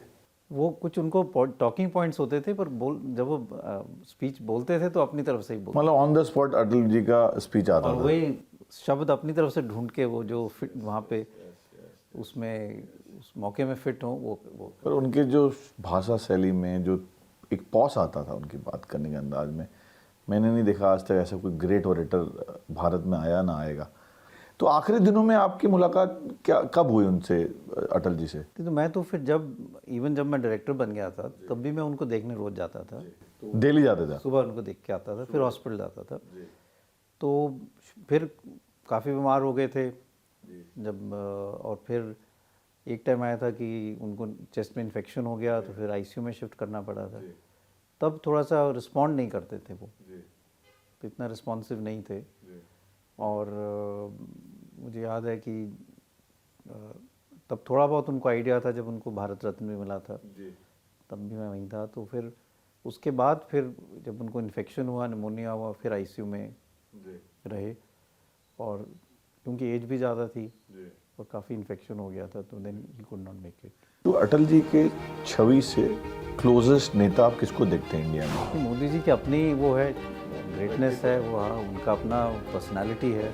और जब 2017 में आप डायरेक्टर बने तो कुछ खबरें आई मीडिया में कि पीएमओ को इंटरवीन करना पड़ा था इसमें, पर जब बात होती है कोविड के दौरान की बात, कोविड एक बहुत मतलब डिफ़िकल्ट और समय था कि जो कोवैक्सीन लगाए वो सेफ़ है, कोविशील्ड वाले सेफ़ नहीं है, ये सच है। जो हार्ट अटैक हो रहे हैं वो कह रहे हैं उन्हीं लोगों को लगे हुए हैं जिन्होंने कोविशील्ड लगाई। आप क्या मानते हैं कि आज का जो AQI, आज आप और मैं जो बैठ के दिल्ली में बात कर रहे हैं, मैं बाहर जाता दिखता हूँ, AQI जो एयर क्वालिटी इंडेक्स कहते हैं, हम दर्शकों के लिए बता दूँ मैं, कभी 500 दिखता है, कभी 600 दिखता है। क्या दिल्ली में रहना अभी डेंजर से बाहर है? आज की डेट में दिल्ली वालों के लिए सिगरेट पीना खतरनाक है या हवा लेना, सांस लेना? लंग्स को डिटॉक्स कैसे करें? पर आज की डेट में मैं आपसे पूछूं, अटल जी के छवि से क्लोजेस्ट नेता आप किसको देखते हैं इंडिया में? अटल जी के जैसा कुछ भी थोड़ी छवि नजर आती हो आपको जिसके अंदर, वो कौन नेता है इंडिया में आज के? ये मेरे लिए बहुत मुश्किल है कि बिल्कुल, आपने अटल जी को बहुत क्लोजली देखा है। हाँ, पर मैं पॉलिटिकली इतना वो एक्टिव नहीं हूँ कि मैं किसी को देख कह पाऊँ, क्योंकि कोई क्लोज नहीं नजर आता आपको अटल जी के आज के डेट में, जो उनके जैसे सोच रखता हो? मोदी जी के बारे में क्या सोचते हैं आप? नहीं, मोदी जी की अपनी वो है, ग्रेटनेस है वो, हाँ, उनका अपना पर्सनालिटी है, और वो भी बहुत काम कर रहे हैं देश के लिए, और अपने तरफ से बहुत उन्होंने आगे लेके गए। क्योंकि अटल जी के काफी करीब रहे मोदी जी, उनको प्रिय स्टूडेंट मानते थे अटल जी उनको अपना। तो मोदी जी तो अटल जी के बहुत क्लोज थे, और दोनों एक दूसरे को बहुत रिस्पेक्ट करते थे, और काफ़ी उनकी क्लोजनेस थी। मोदी जी से मुलाकात हुई है आपकी आज तक कभी? मेरी मोदी जी से मुलाकात हुई, पहली मुलाकात कब हुई आपकी? बहुत पहले हुई थी, जहाँ तक मुझे याद आता है कि तब वो हिमाचल को देखते थे, प्रभारी थे। Okay, oh this is way back, very interesting. तब जब अटल जी मनाली गए थे, तो मनाली में वो वहाँ पे उनका घर था, वहाँ पे एक फिरनी जगह है, वहाँ पे रहते थे। हाँ, तो उनका घर था, तो वहाँ पे फिर मोदी जी उनको, तो आप भी साथ में गए तो थे? एक दो दफ़ा मैं भी वहीं था जब उनको मिलने आए थे, तब मैं पहली दफ़ा उनसे मिला। क्या इंप्रेशन रहा आपको? लगा कि ये आदमी देश का प्रधानमंत्री बन जाएगा कभी, जब मोदी जी से पहली बार मिले आप? ये तो मुझे ये था कि मोदी जी में कुछ है स्पेशल, पर ये मैं कहूँ कि मुझे इतना डेस्टिनी के बारे में पता था, तो ये तो सही बात, सच नहीं होगा। तो बट अब मैं आपको एम्स के दिनों में वापस ले आता हूँ, क्योंकि लगभग आपने 30 साल निकाले एम्स में, एक असिस्टेंट प्रोफेसर से डायरेक्टर तक बन जाना। पर जब 2017 में आप डायरेक्टर बने, तो कुछ खबरें आई मीडिया में कि पीएमओ को इंटरवीन करना पड़ा था इसमें, कि ये कुछ लोगों ने कंप्लेंट करी जाके आपके फैकल्टी मेंबर्स ने कि इसमें सीनियरिटी को बाईपास किया गया। कुछ खबरें आई भी थी, वो किस चीज़ के कारण की खबरें आई थी? तो जो मेरा मानना है वो भी एक डेस्टिनी की बात है, क्योंकि पहले तो I was not very keen, मैं ऑलरेडी एक डिपार्टमेंट हेड कर रहा था, एंड एट हार्ट जो है मेरे को, आई एम अ क्लिनिशियन, तो मैंने सोचा कि एडमिनिस्ट्रेटिव काम कौन करेगा, क्लिनिकल काम पे हाँ, तो और आप, तो फिर मैंने घर में भी बात की, अपने कोलीग से बात की, तो उन्होंने कहा चलो अप्लाई तो कर दो, फिर देखी जाएगी। तो फिर मैंने अप्लाई कर दिया, और बाय चांस मतलब शॉर्ट लिस्ट भी हो गया। तो शॉर्ट लिस्टिंग में अगर और लोगों के सीनियरिटी की बात की जाए, तो उनसे सीनियरिटी मेरी लोअर साइड पे थी, लेकिन वो फिर फाइनल डिसीजन है, वो तो सिलेक्शन कमेटी का होता है, और जिसको हेड पीएम साहब ही करते हैं। सिलेक्शन कमेटी अलग होती है, फाइनल डिसीजन फिर पीएमओ में होता है। तो जो फाइनल रिकमेंडेशन है वो सिलेक्शन कमेटी देती है, जिसमें health secretary is the chairperson. पर जब बात होती है कोविड के दौरान की बात, और आप जो आज की डेट में देश के घर घर में डॉक्टर रणदीप गुलेरिया का नाम हर कोई जानता है। क्यों जानता है? इसके पीछे कारण है कि जब हम चार दीवारी में जब कैद थे, हम सब के सब, हमारे पास टीवी के अलावा कोई साथी नहीं था बात करने के लिए, क्योंकि जब आपको कोविड हो जाता था 7 दिन आप रूम में बैठ जाते थे और टीवी से ही बातें करते थे। डेली शाम को एक शख्स आता था हमको कॉन्फिडेंस देने के लिए, वो आप थे। तो कोविड के दौरान जब मैं आपको पीछे लेके जा रहा हूँ, तो आपको दिमाग में क्या यादें ताज़ा होती है कोविड की, जब मैं बात लेके आता हूँ आपके सामने? तो कोविड एक बहुत मतलब डिफ़िकल्ट और समय था, और एक नया वायरस था जिसके बारे में कुछ पता नहीं था, तो आपको कि मतलब हर टाइम पे कुछ ना कुछ नया करते रहना था, कि आप हॉस्पिटल का स्ट्रक्चर चेंज कर रहे हो, जिससे आप पेशेंट लोड कैसे हैंडल कर सकते हो। चैलेंज ये था कि एक ऐसा इन्फेक्शन है जो फैल भी सकता है, तो आप हॉस्पिटल का स्ट्रक्चर कैसे चेंज करोगे जिससे जो नॉन कोविड पेशेंट्स हैं उनमें कोविड का इन्फेक्शन ना जाए, चाहे वेंटिलेशन हो, चाहे आइसोलेशन हो। दूसरा कि लोगों में मोराल कैसे बिल्ड किया जाए, क्योंकि सबको डर था कि उनको हो गया या उनसे उनके फैमिली मेम्बर्स को हो गया तो फिर कुछ भी हो सकता है, डेथ भी हो सकती है। और तीसरा फिर हम जो नई चीज़ें आ रही हैं उनको डे टू डे प्रैक्टिस में कैसे अपने लिए इनकॉर्पोरेट करें, और लोगों को कैसे हम एजुकेट करें, क्योंकि एम्स एक टर्शरी हॉस्पिटल है जिसका एक मैंडेट एजुकेशन भी है, तो अब कैसे हम लोगों को एजुकेट करें। तो इन तीनों चीज़ों पे हमने फोकस किया, और मोर देन 2 इयर्स के लिए रोज़ सुबह 8 बजे या 8:30 बजे हम एक मीटिंग करते थे। डेली सारे लोगों को बुलाते थे। पहले हम अपने बोर्ड रूम में करते थे, ऑडिटोरियम में किया, क्योंकि उसमें faculty, students, nurses, every resources available, all people would come and अपनी प्रॉब्लम्स बताते थे कि हमारा ये नहीं है, मास्क ठीक नहीं है, या गाउन कम हो रहे हैं, या ड्यूटी आवर्स ठीक नहीं है, जब लॉकडाउन के आने में मुश्किल हो रही है तो हमने डीटीसी की बसें हायर की, बस अरेंजेस की कि या तो ये, और फिर कई इनोवेटिव आइडियाज़ भी देते थे। कई स्टूडेंट्स कहेंगे कि हम ऐसे कर सकते हैं, ये बेटर चीज़ है, और नया क्या आ रहा है उसमें क्या करना चाहिए। ब्रेनस्टॉर्मिंग आपस में कर देते। लेकिन इतने लोग इन्वॉल्व होते थे उसमें, एक ब्रेनस्टॉर्मिंग होता था, एक लोगों को मोटिवेशन होता था और एक टीम वर्क हो जाता था, क्योंकि सारे लोग इकट्ठे हैं, तो चाहे वो सिक्योरिटी ऑफ गार्ड हो, चाहे वो टेक्नीशियन हो, चाहे नर्स हो, चाहे फैकल्टी हो या स्टूडेंट्स हो, सब एक ही जगह बैठ के अपनी प्रॉब्लम की रिजॉल्व कर रहे हैं, और फिर उसके बाद सब जाके अपने काम पे लग जाते पर हैं। आपको लगता है कोविड मैन मेड था, चाइना से आया था, आप मानते हैं इस चीज़? कोविड के दो इश्यूज होते हैं, एक मतलब man made in the sense कि दो पॉसिबिलिटीज़ हैं, एक तो या तो वायरस किसी लैब से लीक आउट हो गया, या फिर वो जो चाइना की जो मार्केट है, एनिमल या मार्केट, वहाँ पे वायरस ने स्पीशीज जम करके किसी ह्यूमन को इन्फेक्ट किया और वो आगे जाके फैल गया। आपका मानना है चाइना से आया है? आया तो चाइना से आया है। आया चाइना से है। अगर कोई कल्प्रिट है तो चाइना ही है, जो सब देशों ने कहा है कि चाइना से ही हुआ है, शुरू तो चाइना से चाइना से हुआ है। और मेरा ये भी मानना है, और ये आगे के एक लेसन है, कि अगर कहीं पर भी ऐसा आउटब्रेक हो, तो अगर ग्लोबल सर्वेलेंस हो और ग्लोबल प्लानिंग हो, तो हम उसको वहीं पे रोक सकते हैं। चाइना से इतना डेटा नहीं आया कि हम उसको वहाँ पे रोक पाते। लोग चाइना से फिर इटली चले गए, फिर वो इटली फैल गया, फिर इटली से यूरोप में फैला, फिर और सो पूरे विश्व में महामारी बन गई। तो अगर वो पैंडेमिक अगर शुरू में पिकअप हो जाता और उसको हम कंटेन कर लेते कि चाइना में ही रहे, और उसको हम आगे सब सारी let's say global community involve होके उसको वहीं पे कंट्रोल करने में हेल्प करती, तो शायद इतना बड़ा इतना पैंडेमिक। आउटब्रेक नहीं होता। तो इसका कल्प्रिट चाइना, ये आप भी मानते हैं और सब मानते हैं, इस चीज़ को सब कह चुके हैं। बट क्या हमारा जो सिस्टम है वो कोविड जैसी बीमारी को या महामारी को झेलने के लिए फिर से रेडी है, इंडिया का सिस्टम? तो उसमें कोविड में कई लेसन्स थे जो हमने सीखे। कुछ लेसन्स तो हम अभी भी उसमें कर रहे हैं, और कुछ हमें मतलब थोड़ा जैसे जैसे होता है कि जैसे कई लोग कहते हैं कोविड फटीग हो गया, या अब इसमें इतना इंटरेस्ट नहीं है। मेरा ये मानना है कि कोविड जैसे या और पैंडेमिक्स के लिए हमें तैयार रहना चाहिए। अगर हम इस सेंचुरी को देखें, पिछले 25 साल को देखें, तो उसमें जितने आउटब्रेक्स अब हुए हैं वो पहले कभी नहीं हुए।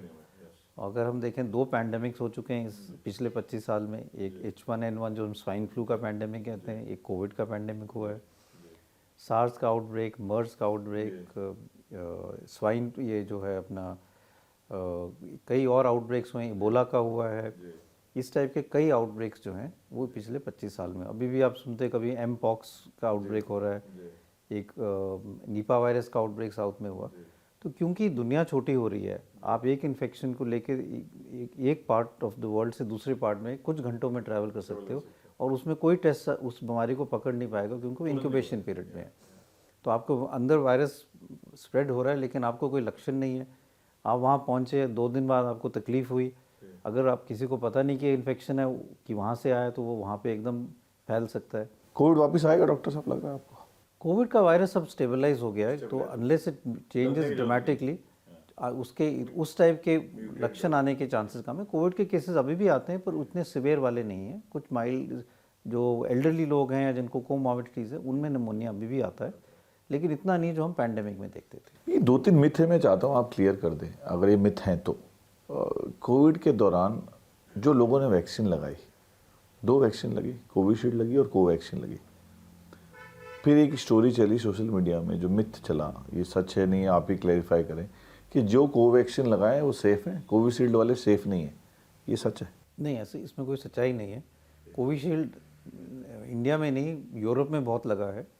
उसी की जो वैक्सीन है, उस कंपनी की इंटरनेशनल ब्रांड थी, और उसमें भी जो एफिकेसी थी वो भी उतनी है, और इतने साइड इफ़ेक्ट्स नहीं है। और अभी तक भी उनकी मॉनिटरिंग होती है WHO की तरफ से, कई देशों की तरफ से, कि वैक्सीन सेफ्टी जो है उसमें कोई इशू नहीं होना चाहिए, क्योंकि वैक्सीन हम हेल्दी लोगों को लगा रहे हैं, तो उसमें सेफ्टी बहुत ही इम्पॉर्टेंट इशू है।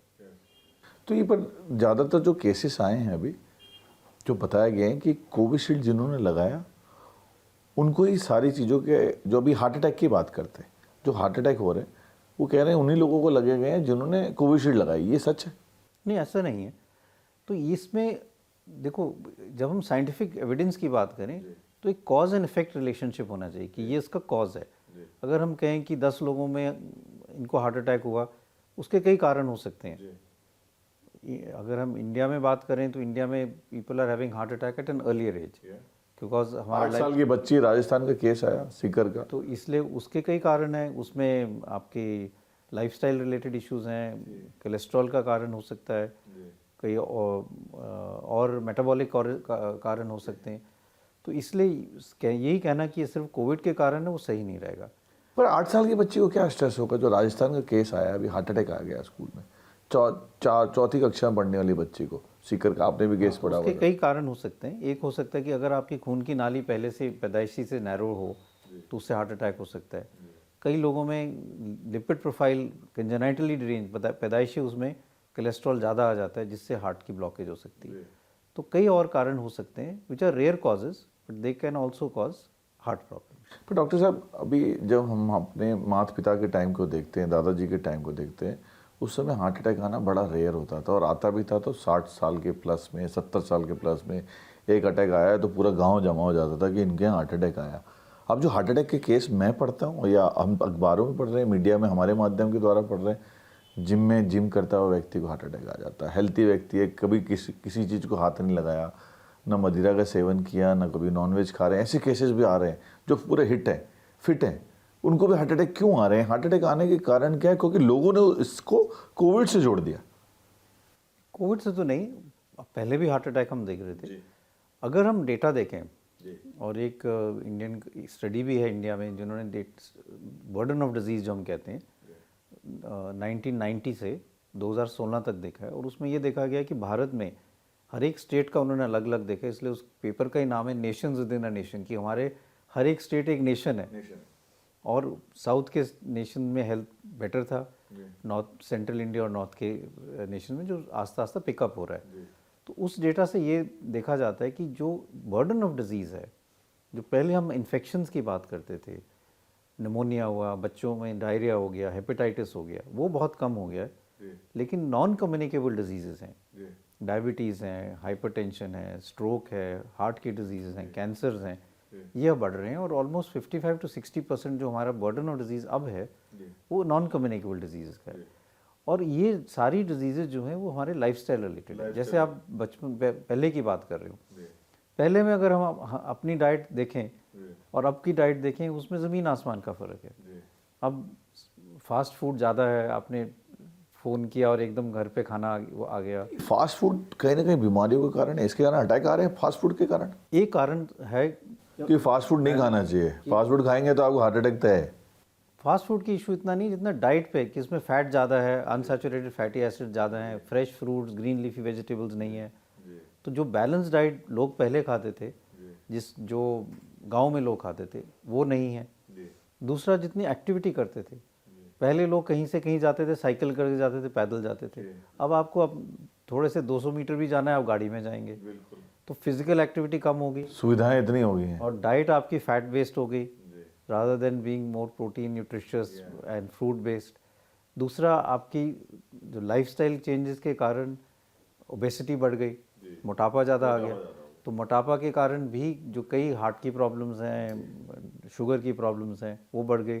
डायबिटीज़ का एकदम केसेस बढ़ने लगे।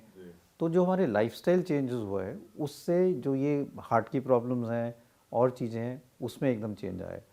एक और चीज़ है जो इन्वायरमेंट रिलेटेड है। जैसे हम देखें, अब पोल्यूशन की बात करें तो we are also constantly being expose to higher levels of pollutants. तो ऑल ऑफ दिस जो है, इससे जो कंट्रीब्यूशन हो रहा है, वो हमारे जो नई डिजीजेज आ रही हैं, जो पहले नहीं थी, वो अब ज़्यादा देखी जा रही हैं। मैं पोल्यूशन पे आऊँगा क्योंकि ये तो आज की डेट में बहुत बड़ा बर्निंग मुद्दा है। ये तो एक तरीके से नेशनल हेल्थ इमरजेंसी डिक्लेयर कर देनी चाहिए। डॉक्टर तिरहान ने भी 2-3 दिन पहले ये बात बोली है, और ये भी बातें आ रही हैं कि दिल्ली से एटलीस्ट आपको 4 से 5 हफ्ते साल के गायब हो जाने चाहिए यहाँ से, अगर आपको स्वच्छ जीवन जीना है, स्वस्थ जीवन जीना है। आप क्या मानते हैं कि आज का जो AQI, आज आप और मैं जो बैठ के दिल्ली में बात कर रहे हैं, मैं बाहर जाता दिखता हूँ, AQI जो एयर क्वालिटी इंडेक्स कहते हैं, अपने दर्शकों के लिए बता दूँ मैं, कभी 500 दिखता है, कभी 600 दिखता है। तो ये एक अच्छे जीवन के लिए, और ख़ासकर जो बच्चों के मस्तिष्क पर असर हो रहा है उस चीज़ का, जो गर्भवती महिलाएं हैं, जो बुजुर्ग हैं, आई थिंक हर वर्ग के लोगों को पे इस पे हो रहा है। कहते हैं कि आपने अगर दिल्ली में सांस ली तो आपने 17 सिगरेट पी ली डेली की।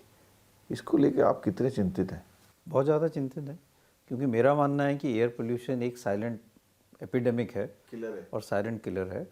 और अगर हम हेल्थ इफेक्ट इंस्टीट्यूट का डेटा देखें 2024 का, तो उन्होंने क्या एस्टिमेट किया कि 8 मिलियन से ज़्यादा लोगों की डेथ 2024 में एयर पोल्यूशन के कारण हुई है इंडिया में, ग्लोबली। ग्लोबली। और ग्लोबली अगर हम WHO डेटा देखें कि कोविड में कितने लोगों की डेथ थी, वो 7 मिलियन से थी। तो air pollution is bigger than covid. तो इसलिए अगर इस डेटा को 7 million versus 8 million in air pollution. ये माना, अगर हम इसको देखें तो air pollution is killing more people than covid could. लेकिन कोविड में आप टेस्ट करके कह सकते थे कि इसकी डेथ कोविड से हुई है। अब तो ये बताना एयर मुश्किल है। Pollution is a silent killer, और it is causing heart attacks. So एक तो एक्यूट प्रॉब्लम हो गई। दूसरा हो गया constant living in an environment where pollution is bad. जैसे हम सेंट्रल इंडिया की बात करें, जहाँ एयर क्वालिटी साल भर most days of the year खराब रहती है।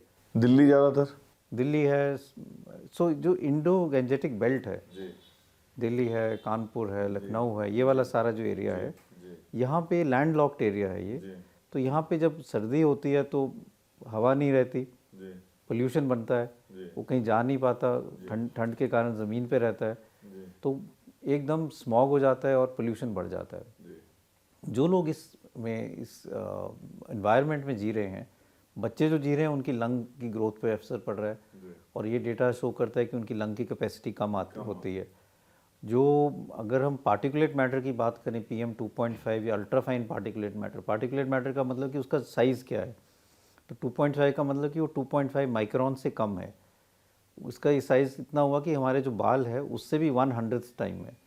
तो इतना फाइन पार्टिकुलेट मैटर है, वो हमारे सांस की नाली से जब फेफड़े के अंदर जाता है तो वो फिर हमारे फेफड़ों से हमारे खून की नाली में चले जाता है, और वो फिर खून की नाली में सोजिश करता है, जिससे हार्ट अटैक हो सकते हैं, ब्रेन में जा सकता है जिससे स्ट्रोक हो सकते हैं, ब्रेन की नालियों को इफेक्ट करता है जिससे डिमेंशिया हो जाता है, पार्किंसंस डिजीज़ हो जाती है। तो दिल्ली वालों को करना क्या चाहिए कि साल के 3 महीने दिल्ली छोड़ के चले जाएं? जीना तो है, सांस तो यहीं लेनी है, तो करें क्या? दिल्ली वाले आपसे सवाल पूछ रहे हैं, क्योंकि मेरे को आज जब मैंने बताया मैं डॉक्टर गुलेरिया से इंटरव्यू करने जा रहा हूँ, मेरे पास कम से कम 100 मैसेजेस आए। सबका एक ही सवाल था, डॉक्टर साहब आपसे, क्योंकि आप पल्मोनोलॉजिस्ट भी हैं, आप इस सब्जेक्ट के एक्सपर्ट भी हैं। ये सवाल था कि क्या दिल्ली में रहना अभी डेंजर से बाहर है, या आज जो दिल्ली की जो हवा है, ये हवा दिन प्रतिदिन और बिगड़ती जाएगी? ये पराली के कारण हो रहा है। लोगों के सवाल हैं इसको लेके बहुत आपसे, तो मैं चाहता हूँ अगर आप दर्शकों को थोड़ा गाइड करें, क्या दिल्ली छोड़ के चले जाएं या दिल्ली में रहें? तो जो एयर प्यूरीफायर जो घर में लगा रहे हैं, हर 10-15 दिन में जब आप साफ़ करें उसके फिल्टर काले से भी काले हो जाते हैं। इसके बहुत सारे वायरल रील्स भी गए और घर पे भी देखा है सबने, हम सब ने देखा है। तो डॉक्टर साहब आपसे जनता सवाल पूछना चाह रही है कि दिल्ली वाले करे क्या?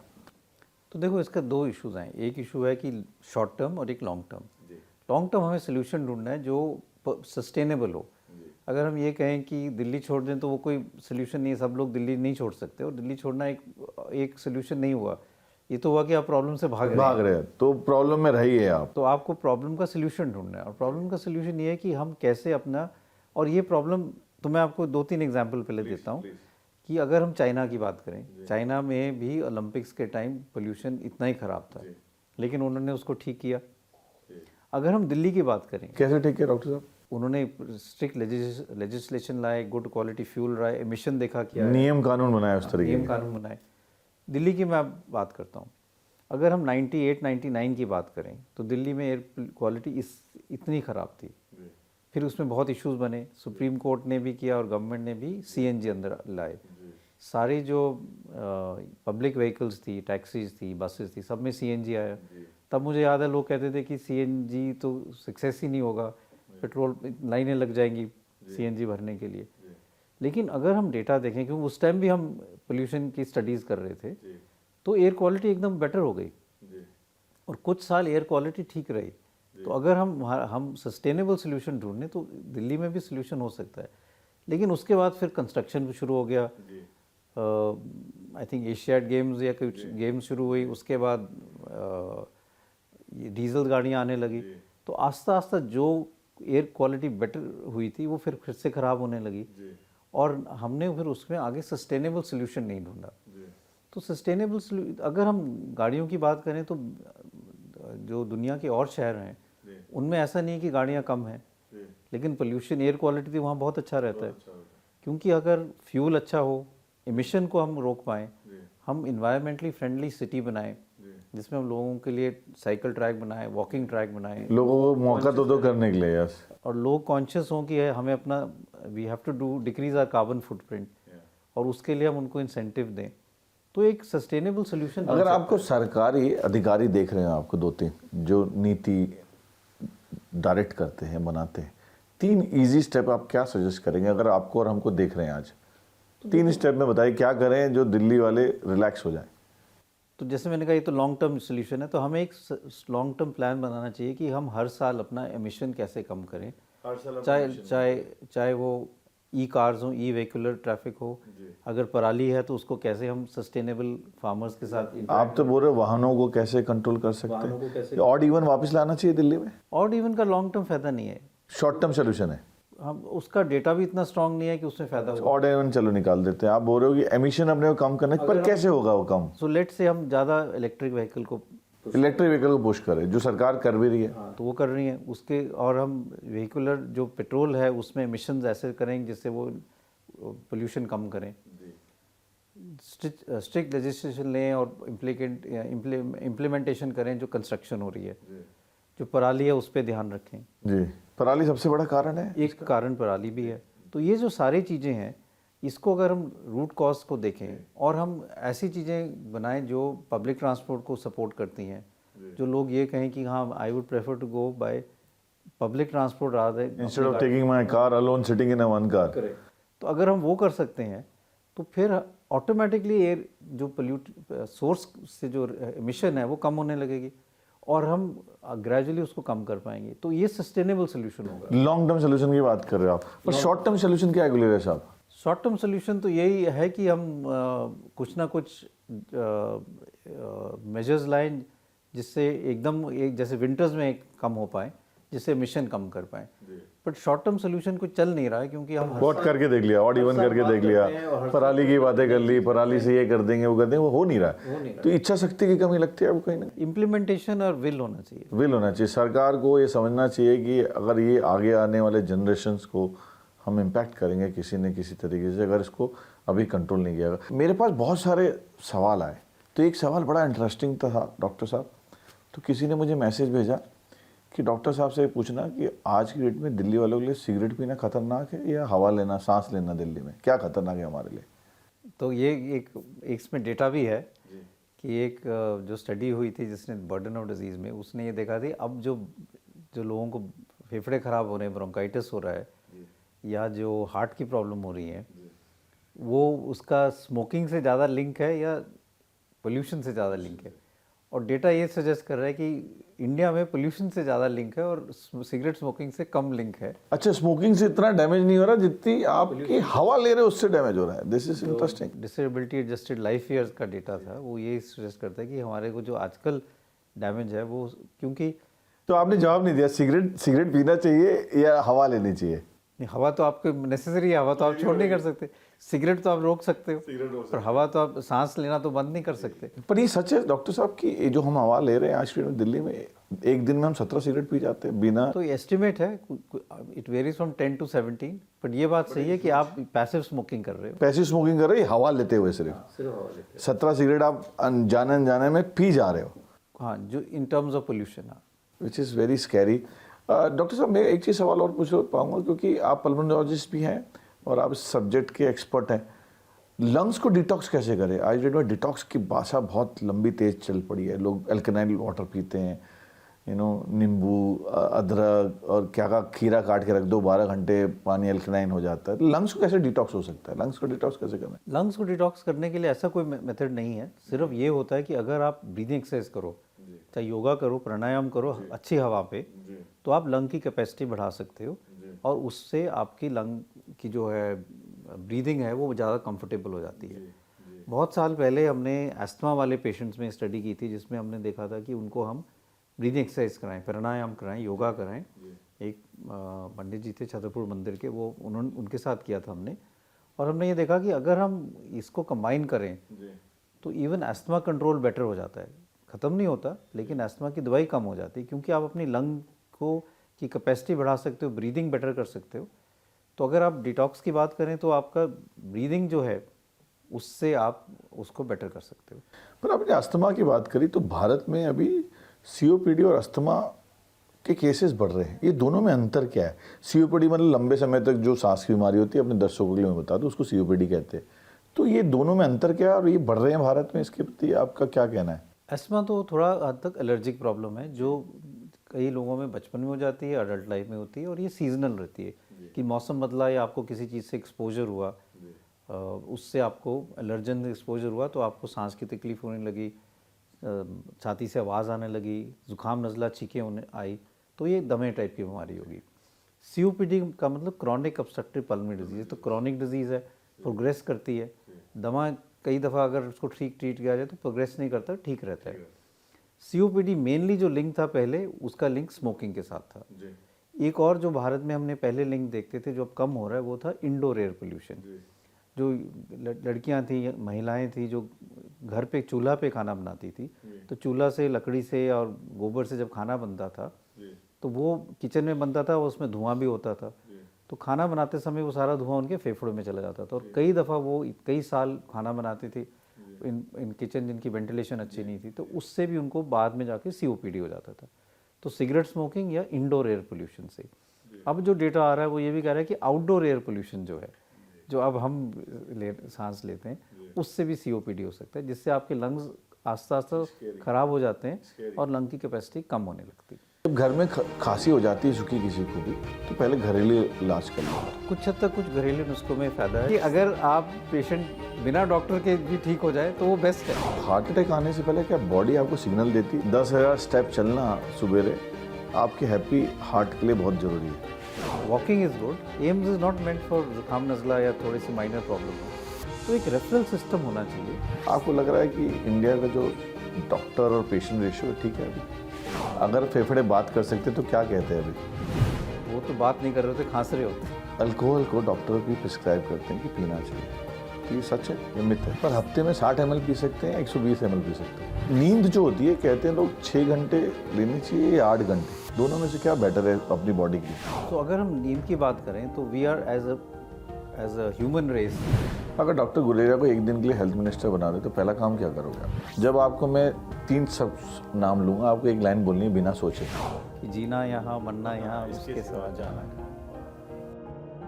तो अगर आज की डेट में अगर आपसे मैं पूछूं कि एक बड़ा सिंपल सा सवाल मेरे पास आया मैसेज पे, और मेरे बहुत परम मित्र ने पूछा है, उनके परिवार में किसी को सूखी खांसी हो गई बड़ी कस के, तो सूखी खांसी होने के बाद उनको समझ में नहीं आया कहाँ जाना। पहले गए एमडी फिजिशियन के पास, वहाँ से ठीक नहीं हुआ और बहुत असहनीय सूखी खांसी हुई। फिर वो गए ईएनटी के पास, ईएनटी में भी ठीक नहीं हुआ। फिर गए आखिरी में पल्मोनोलॉजिस्ट के पास। जब किसी को सूखी खांसी हो जावे और 10-15 दिन चले तो पहले कहाँ जाना है? ये जो ऑर्डर है एमडी फिजिशियन का, ईएनटी का और पल्मोनोलॉजिस्ट, पहले कहाँ जाए? ये ऑर्डर ठीक है या पहले ही हमको पल्मोनोलॉजिस्ट का दरवाज़ा खटखटा लेना चाहिए, जो फेफड़ों की बीमारी की बात कर रहा हूँ? अगर आपको क्रॉनिक बीमारी नहीं है, पहली दफ़ा खांसी हुई है, तो आप अपने जनरल फिजिशियन एमडी वालों से कंसल्ट कर सकते पर हैं। ठीक नहीं हुआ उनसे उनको। अगर ठीक नहीं हो तो फिर आपको आगे पल्मोनोलॉजिस्ट को दिखाना। ईएनटी का बीच का नहीं आना चाहिए। अगर जुकाम नज़ला, गले की तकलीफ है तो फिर तो ईएनटी वालों के पास जाना है, लेकिन अगर खांसी है, छाती से आवाज़ आ रही है, बलगम आ रहा है, तो फिर पल्मोनोलॉजिस्ट के पास जाना चाहिए। पर जब घर में खांसी हो जाती है सूखी किसी को भी, तो पहले घरेलू इलाज कर लेते हैं। बोले हल्दी वाला दूध पी लो, हनी में नमक चाट लो, वही सोशल मीडिया में जो रील्स चलती हैं, भाई आप हनी में नमक खा लो, काढ़ा पी लो, और सबसे बड़ी बात है उल्टे होके सो जाओ ताकि खांसी और ज़्यादा ना हो। ये आप ये सब चीज़ों को मानते हैं? घरेलू नुस्खे करने चाहिए पहले? तो कुछ हद तक कुछ घरेलू नुस्खों में फ़ायदा है। जैसे हम हल्दी की आपने बात की, हल्दी is an antioxidant, it is good for. आजकल तो हल्दी के कैप्सूल भी आते हैं, करक्यूमिन उसका नाम है, करक्यूमिन के कैप्सूल आते हैं। तो कई ऐसी चीज़ें हैं जो घरेलू नुस्खों से दवाइयाँ बन के आई हैं। हनी है जैसे, अब उसकी एंटीसेप्टिक प्रॉपर्टीज़ भी हैं। लेकिन सारे घरेलू नुस्खे, क्योंकि जब घरेलू नुस्खों की बात होती है तो कुछ उसमें चीज़ें ऐड ऑन भी हो जाती हैं, तो कईयों का साइंटिफिक बेसिस है, कईयों का नहीं है। लेकिन अगर घर में आपको छोटी मोटी तकलीफ़ है, तो अगर घरेलू नुस्खों से आराम हो रहा है तो घरेलू वो कर ले पर आज आपसे सारे डॉक्टर नाराज हो जाने वाले क्योंकि आप उनका बिजनेस बंद कर देंगे ये बोल के कि घरेलू नुस्खे आप पहले कर सकते मेडिसिन बिजनेस नहीं है, सर्विस हैं। है। मान रहे हैं डॉक्टर साहब, हमने डिस्कस नहीं किया। कि अगर आप पेशेंट बिना डॉक्टर के भी ठीक हो जाए तो वो बेस्ट है। Yes yes yes. तो आपने हमारा मेरा मानना ये है कि हमें मेडिसिन में हम गलत तरीके से मेडिसिन को देख रहे हैं। We should focus on preventive health rather than curative health. हम डिजीज को कैसे प्रिवेंट कर सकते हैं रादर देन क्योरिंग इलनेसेस, उसको होने ही ना दें। तो अगर हम आजकल की डेट की बात कर रहे हैं, चाहे हम शुगर डायबिटीज़ की बात करें, हार्ट की प्रॉब्लम की बात करें, कोलेस्ट्रॉल की बात करें, फैटी लिवर की बात करें, ये सारी प्रिवेंटेबल है। अगर हम प्रिवेंशन की तरफ ज़्यादा जोर दें और इनको अर्ली डिटेक्ट करके इंटरवेंशन करें रादर देन वेट करें कि आपको हार्ट अटैक हो तभी हम आपको ट्रीट करें या आपकी किडनीज खराब होने लगें, तो हमें फोकस जो है, अगर हेल्दी नेशन चाहिए और लॉन्जिविटी चाहिए और we need to not only live longer but live healthier, then we have to look at preventive health. पर हार्ट अटैक की बात करी तो मेरे को एक सवाल और याद आया, जो one of the question that we receive today, जो हार्ट अटैक आने से पहले क्या बॉडी आपको सिग्नल देती है? ऐसे कौन से 3 सिग्नल है जिसको पहचान जाए आदमी तो बच जाए? तो हार्ट अटैक अगर हो और स्पेशली किसी के हार्ट की और रिस्क फैक्टर्स हो, तो एक तो सीवियर चेस्ट पेन है जो बिल्कुल लेफ्ट साइड होता है। आपको चेस्ट दुखेगा, लेफ्ट साइड में बहुत कस के दुखना चालू है। पेन जो है ये आपकी नेक में जा सकती है, लेफ्ट बाजू में जा सकती है, एकदम घबराहट होना, पसीना आना। पहला दर्द होना आपके चेस्ट में, आपके लेफ्ट साइड हाथों में, बाजुओं में, जॉ तक जा सकता है, जॉ तक जा सकता है, और आपको घबराहट होने लगे। ये दो चीजें, पैल्पिटेशन जी, तो आपको इमीडिएटली डॉक्टर के साथ कंसल्ट करना चाहिए कि कहीं हार्ट की प्रॉब्लम तो नहीं। ये 3 चीजें अगर किसी को महसूस हो तो वो तुरंत डॉक्टर के पास भागे, अन्यथा ये सोचते हो मुझे गैस हो गया तो मैं कुछ पी लूँ। मतलब गैस में भी कई दफ़ा ऐसे लक्षण हो सकते हैं, पर हार्ट प्रॉब्लम रूल आउट करना ज़रूरी है, क्योंकि 2 चीज़ें होती हैं, एक हार्ट अटैक है और एक स्ट्रोक है, जिसमें एक फेज़ होता है गोल्डन आवर। मतलब अगर आप जल्दी उसको ट्रीट कर लें तो आप काफ़ी हद तक डैमेज को रिवर्स कर सकते हो। तो अगर गोल्डन आवर में डॉक्टर साहब क्या करना चाहिए? एस्पिरिन दे देना चाहिए घर में? एस्पिरिन है, स्टैटिन है, एस्पिरिन की गोली ले सकते हो, स्टैटिन की गोली। एस्पिरिन की गोली कितने की आ जाती है डॉक्टर साहब, एक पत्ता? एस्पिरिन गोली तो बहुत सस्ती आती है, 1 रुपये से भी कम की। 1 रुपए की एक दवाई एस्पिरिन की आपका जीवन गोल्डन आवर बचाने में मदद कर सकती है, हेल्प कर सकती है। और साथ में डॉक्टर के साथ कंसल्ट करना चाहिए। अगर एकदम आपकी एंजियोग्राफी होके ब्लॉकेज खुल जाए तो आगे वाले हार्ट के मसल को डैमेज नहीं होगा।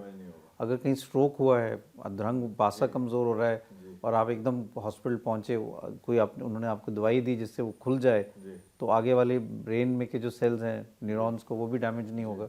तो इसलिए ये ज़रूरी है कि आपको अगर कोई सिम्टम हो तो उसका डायग्नोसिस क्विकली हो जाए, स्पेशली जिनमें अर्ली इंटरवेंशन से रिवर्सल हो सकता है। मैं ये जो दूसरा सवाल है, मैं ये दिल्ली वालों के लिए नहीं पूछ रहा हूँ, क्योंकि ये कहा गया है कि 10,000 स्टेप चलना सुबेरे आपके हैप्पी हार्ट के लिए बहुत ज़रूरी है। मैं दिल्ली वालों को तो अर्ज नहीं कर सकता कि 10,000 स्टेप आप सुबेरे अभी चलिए, जिस तरीके की हवा है। तो ये सही है 10,000 स्टेप चलने से? Walking is good, brisk walking is good. अब उसमें भी बहुत ज़रूरी है कि आप वॉकिंग अपने ब्रिस्क करें। कई पेशेंट्स आते हैं, कहते हैं हम रोज़ 1 घंटा सैर करते हैं, और पूरे के पूरे साथ ग्रुप के साथ सैर करते हैं, आधा टाइम तो खड़े होकर गप्पे मारते हैं और कुछ खाते पीते भी जाते हैं फिर, और सैर कम करते हैं। फिर आप देखें आज गार्डन्स के पास जो आप जाएं, खाने पीने की इतनी वस्तुएं दिखेंगी आपके, पोहा जलेबी से लेके समोसे तक बिकने लग गए हैं अभी गार्डन के बाहर। तो आप करें तो वॉक अच्छे से करें, दैट्स व्हाट। हाँ, मेरा कि walking is brisk walking, not टहलने वाली वॉकिंग। पर डॉक्टर साहब, लंग कैंसर के केसेस बहुत आ रहे हैं, तो उसको पहचाने कैसे कोई कि, और उसके प्रिवेंटिव मेजर्स क्या हो सकते हैं आपके हिसाब से? तो लंग कैंसर के केसेस बढ़ रहे हैं, एंड पहले हम लंग कैंसर का लिंक स्मोकिंग के साथ देखते थे, smoking was a risk factor, but non smoking lung cancer भी अब देखा जा रहा है, और partly it is related to ageing population also, और रिस्क फैक्टर जैसे पोल्यूशन मैंने कहा, that can also be a risk factor.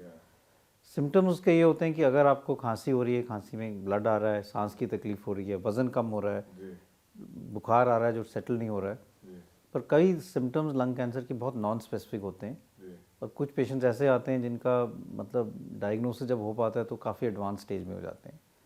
एक चीज़ मैं ये ज़रूर कहूँगा कि लंग कैंसर की ट्रीटमेंट जो है वो भी पिछले 20-30 साल में बहुत चेंज हुई है। जब मैं रेजिडेंट था और हम लंग कैंसर ट्रीट करते थे, तो we use to talk of कि इसको ट्रीट करने का, एडवांस को ट्रीट करने का फ़ायदा है या नहीं, क्योंकि survival use to be only 2-3 months.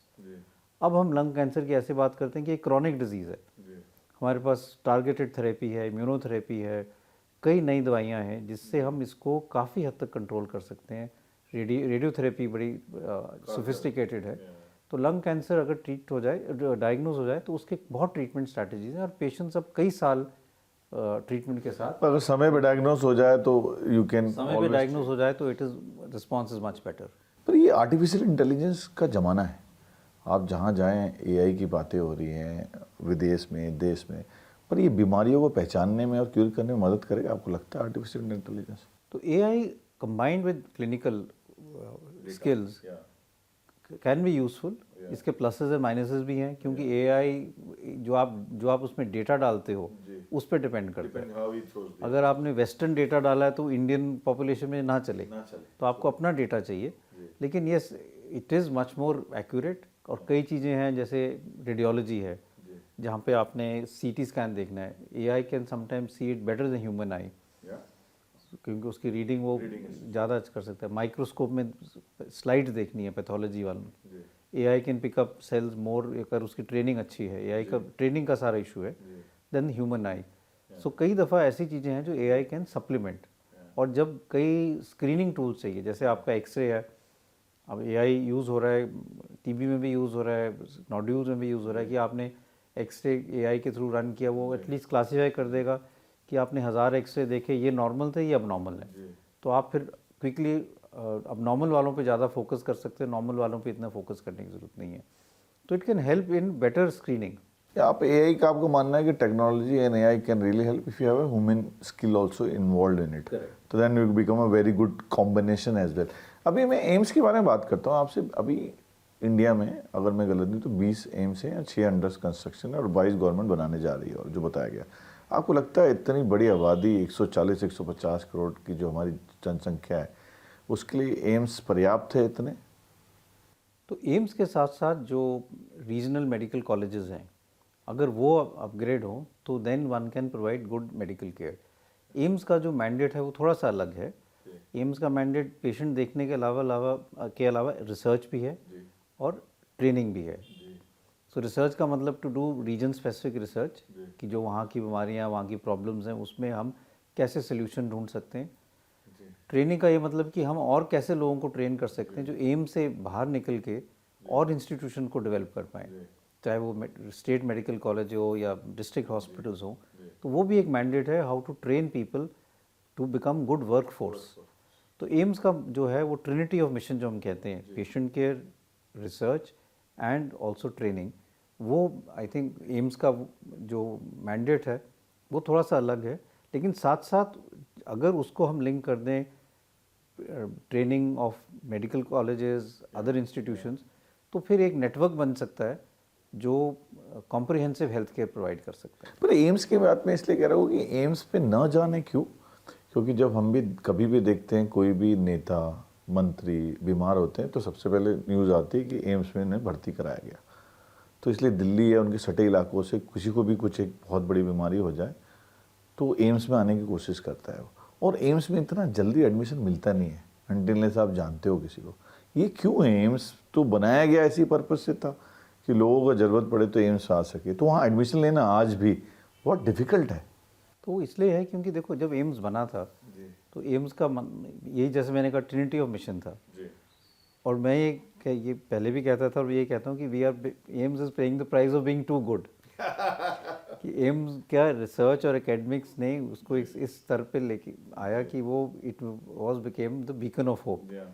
तो इसलिए पेशेंट की पॉपुलेशन बढ़ी, वीआईपी की पॉपुलेशन बढ़ी, तो इसलिए सब लोग वहीं आना चाहते थे। अब एम्स में ऐसे होता है कि आपको जुकाम नज़ला है तो भी आप एम्स जाना चाहते हो, आपको कॉम्प्लिकेटेड प्रॉब्लम है तो भी एम्स जाना है। AIIMS is not meant for जुकाम नज़ला या थोड़ी सी माइनर प्रॉब्लम हो। तो एक रेफरल सिस्टम होना चाहिए जिससे आप पहले अपने लोकल हॉस्पिटल में गए, अगर वहाँ से उनको लगा कि हाँ ये प्रॉब्लम जो कॉम्प्लिकेटेड है तो आपको एम्स में आना चाहिए। तो then it will also decrease the load on tertiary hospitals. अभी सब लोग जो है वो ये सोचते हैं कि अभी अब एम्स में ही दिखाना है, तो ऑब्वियसली फिर वहाँ रश हो जाता है। पर डॉक्टर साहब एक बात बताइए, जैसे हम इंडिया के हेल्थ केयर सिस्टम की बात कर रहे थे अभी, तो जो WHO की गाइडलाइन वो कहती है 1000 पेशेंट्स में एक डॉक्टर होना चाहिए। इंडिया में 884 डॉक्टर में एक है, US और आप UK देखें 384 और 312 पे एक डॉक्टर है। आपको लग रहा है कि इंडिया का जो डॉक्टर और पेशेंट रेशियो ठीक है अभी? इंडिया का डॉक्टर पेशेंट रेशियो जो है ना, उसको हम WHO के बेंचमार्क से देखने बड़ा मुश्किल होगा।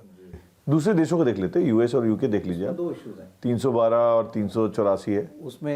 एक इशू ये है कि अगर आप डॉक्टर पेशेंट रिलेशनशिप भी, डॉक्टर्स का नंबर भी बढ़ाओगे, रेशो भी चेंज करोगे, तो भी उसका डेंसिटी कहाँ है वो देखना ज़रूरी है। अगर हम देखें शहरों में, देखें बड़े शहरों में, देखें टायर 1 टायर 2 सिटीज़ में देखें, doctor population is more dense there. जैसे जैसे हम स्मॉलर एरिया में जाते हैं, गांव में जाते हैं, रूरल एरिया में जाते हैं, वहाँ डॉक्टर पॉपुलेशन कम हो रही है। तो so even if you have a higher number of doctors, you unless they are evenly distributed, ये रेशो मैच नहीं कर पाएगा, और अगर मैच करेगा भी तो स्क्यूड होगा, मतलब ज़्यादा शहरों की तरफ होगा, गाँव की तरफ कम होगा। अब इसका सोल्यूशन क्या है? सोल्यूशन टेक्नोलॉजी है कि क्या हम टेक्नोलॉजी को यूज़ करके can we reach out to rural areas, कि वहाँ टेली कंसल्टेंट, टेली मेडिसिन और वीडियो कंसल्टेशन से हाई एंड केयर जो है वो वहाँ पर भी पहुँचा पाए, कि जो स्पेशलिस्ट डॉक्टर हैं वो वहाँ पर, जो सरकार के थ्रू हो रहा है, ई संजीवनी है, कई टेली कंसल्टेंट। सरकार, I think government under the Narendra Modi regime now they are doing lot of things around. तो ये सोल्यूशन जो है, फैंटास्टिक आपने जो बताया, आई थिंक ये सोल्यूशन भी अपने आप में बहुत बड़ी बात है। मैं अभी आपसे 5-6 क्विक सवाल लेता हूँ। अगर डॉक्टर गुलेरिया से मैं सवाल पूछूं कि आप खुद अपने फेफड़ों को 10 में से कितने नंबर देंगे? 7-8 तो दे ही देना चाहिए। 7 से 8 देंगे, 10 में से 10 नहीं देंगे नंबर। अगर फेफड़ों को बचाने के लिए कोई मिशन चालू करना हो तो उसको क्या नाम देंगे आप? मिशन चालू करना हो तो ये कहेंगे कि breathing fresh air and having healthy lungs. अगर फेफड़े बात कर सकते तो क्या कहते हैं अभी? वो तो बात नहीं कर रहे होते, खांस रहे होते। फेफड़े बात कर ही नहीं सकते, नहीं अभी खांस रहे होते। Very well said. और मैं आपको 2 ऑप्शन दूंगा, रैपिड फायर राउंड में आ गए हम, आखिरी के 2-4 सवाल लेते हैं। कॉफ़ी या ग्रीन टी, एक आपने चूज करना है आंसर। Green tea. अल्कोहल को डॉक्टर भी प्रिस्क्राइब करते हैं कि पीना चाहिए, तो ये सच है या मिथ है?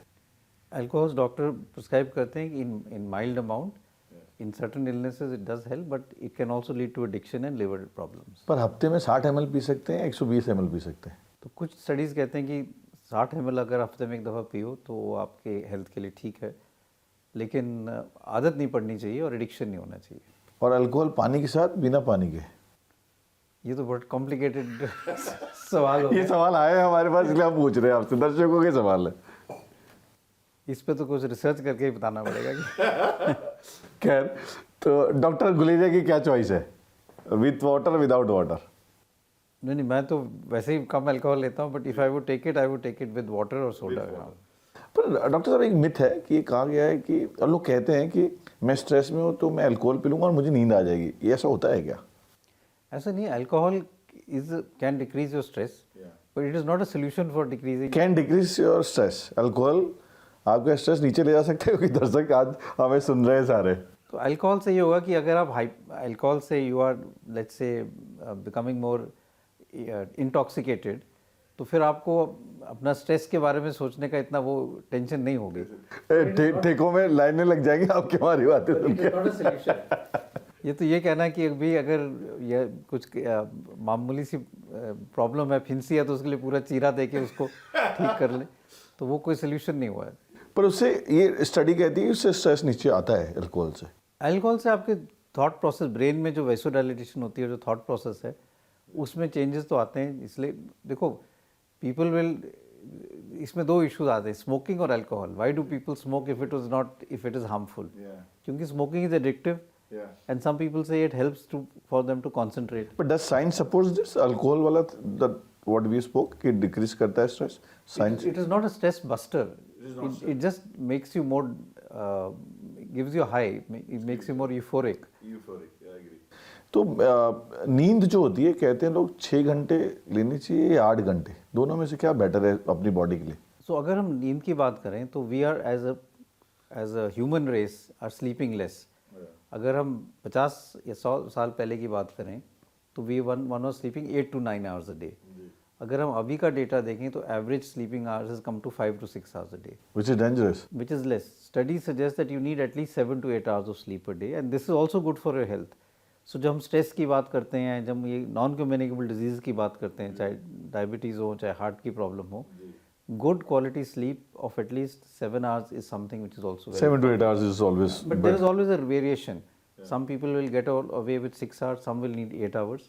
So average is around 7 hours. 7 hours is must. अगर आप सुन रहे हैं तो 7 घंटे की नींद आपके लिए बहुत ज़रूरी है, चाहे कितना भी आपके पास कॉर्पोरेट स्ट्रेस हो या काम हो. लोग कहते हैं मुझे पास काम है, मैं सो नहीं पा रहा हूँ, तो 7 घंटे की नींद डॉक्टर साहब ने कहा है कि ज़रूरी है. डॉक्टर साहब, स्ट्रेस भगाने के लिए आप क्या करते हैं? स्ट्रेस बढ़ाने के लिए the best thing is to meditate, do breathing exercises, yoga, and spend more time with family. That's how you are family man. Injection और डॉक्टर की फीस, पेशेंट्स किससे डरते हैं? ये तो पेशेंट से पूछना पड़ेगा. नहीं, आपको इतने पेशेंट आते हैं तो आपको क्या कहते हैं? ये will depend on place to place. For example अगर मैं एम्स की बात करूँ, I have spent more than 32 years there, तो वहाँ पे तो इंजेक्शन से लोग ज़्यादा डरेंगे, डॉक्टर की फीस तो है ही नहीं वहाँ पे कुछ. लेकिन अगर आप कोई बड़े कॉर्पोरेट हॉस्पिटल की बात करें तो हो सकता है वहाँ पे फीस के ज़्यादा डरे, क्योंकि इंजेक्शन आजकल इंजेक्शन का कॉस्ट भी ज़्यादा हो जाता है, तो दोनों से डर सकते हैं. गवर्नमेंट वर्सेस प्राइवेट हॉस्पिटल, तो दोनों के अपने अपने फ़ायदे हैं, and I think public private partnership is the way forward. Government will have to also be involve in certain health care strategies, and they can not be involve totally. हर कुछ government sector से नहीं हो सकता, तो private sector has to also be involve, but it has to be ethically done and done where patient centric हो. उनको ध्यान में रख के करें. बिल्कुल पेशेंट को ध्यान में रखे, और नॉट ओनली पेशेंट की सोशल स्ट्रक्चर, इकोनॉमिक स्ट्रक्चर और उनके जो स्ट्रेस लेवल्स हैं. पेशेंट एक दफ़ा जब हॉस्पिटल में आता है, चाहे किसी हॉस्पिटल में आए, वो बड़े विश्वास के साथ आता है, और वो ये सोच के आता है कि भाई मुझे अपने बीमारी का समाधान चाहिए, और वो उसके साथ और बैगेज भी है, उसके फैमिली का बैगेज है, उसके कॉस्ट का बैगेज है. और अगर वो आप पूरी चीज़ ना देखो और आप इतना पेशेंट के बीमारी में ही खर्चा हो जाए कि उसको उसके घर में बच्चों की पढ़ाई पे असर पड़ जाए, या उसके ज़मीन बिक जाए, तो ये कोई हेल्थ, ये मतलब मेडिकल ट्रीटमेंट नहीं हुआ. एलोपैथी और आयुर्वेदा दोनों के अपने अपने फ़ायदे हैं, और जैसे मैंने कहा कि we should be patient centric. कुछ ऐसी चीज़ें जो एलोपैथी से फ़ायदा करेंगी और कुछ है जो आयुर्वेद से करेंगी, तो पेशेंट को जो फ़ायदा हो रहा है वो देखना चाहिए. एक मिथ है कि कोविड आने के कारण जो पुरुषों में शारीरिक क्षमता कम हो गई, ये सही है? उनके पारिवारिक जीवन पे असर पड़ा है उसका? नहीं, इसमें कोई डेटा नहीं. कैसा? This is no data, that's a myth which is. But ये बात है कि कोविड के आने से mental stress has increased a lot, और उसके कोविड के कारण भी था, कोविड के डर के कारण भी था, आइसोलेशन के कारण भी था, जो बीमारी का डर था उसके कारण. तो मेंटल स्ट्रेस के कारण कई और जो साइकोलॉजिकल बीमारियां हैं वो भी बढ़ी हैं. अगर डॉक्टर गुलेरिया को एक दिन के लिए हेल्थ मिनिस्टर बना दे तो पहला काम क्या करोगे आप? First thing that you want to do it for India. If I become the health minister, I will probably resign on the first day. नहीं, आप करेंगे क्या रिजाइन करने से पहले?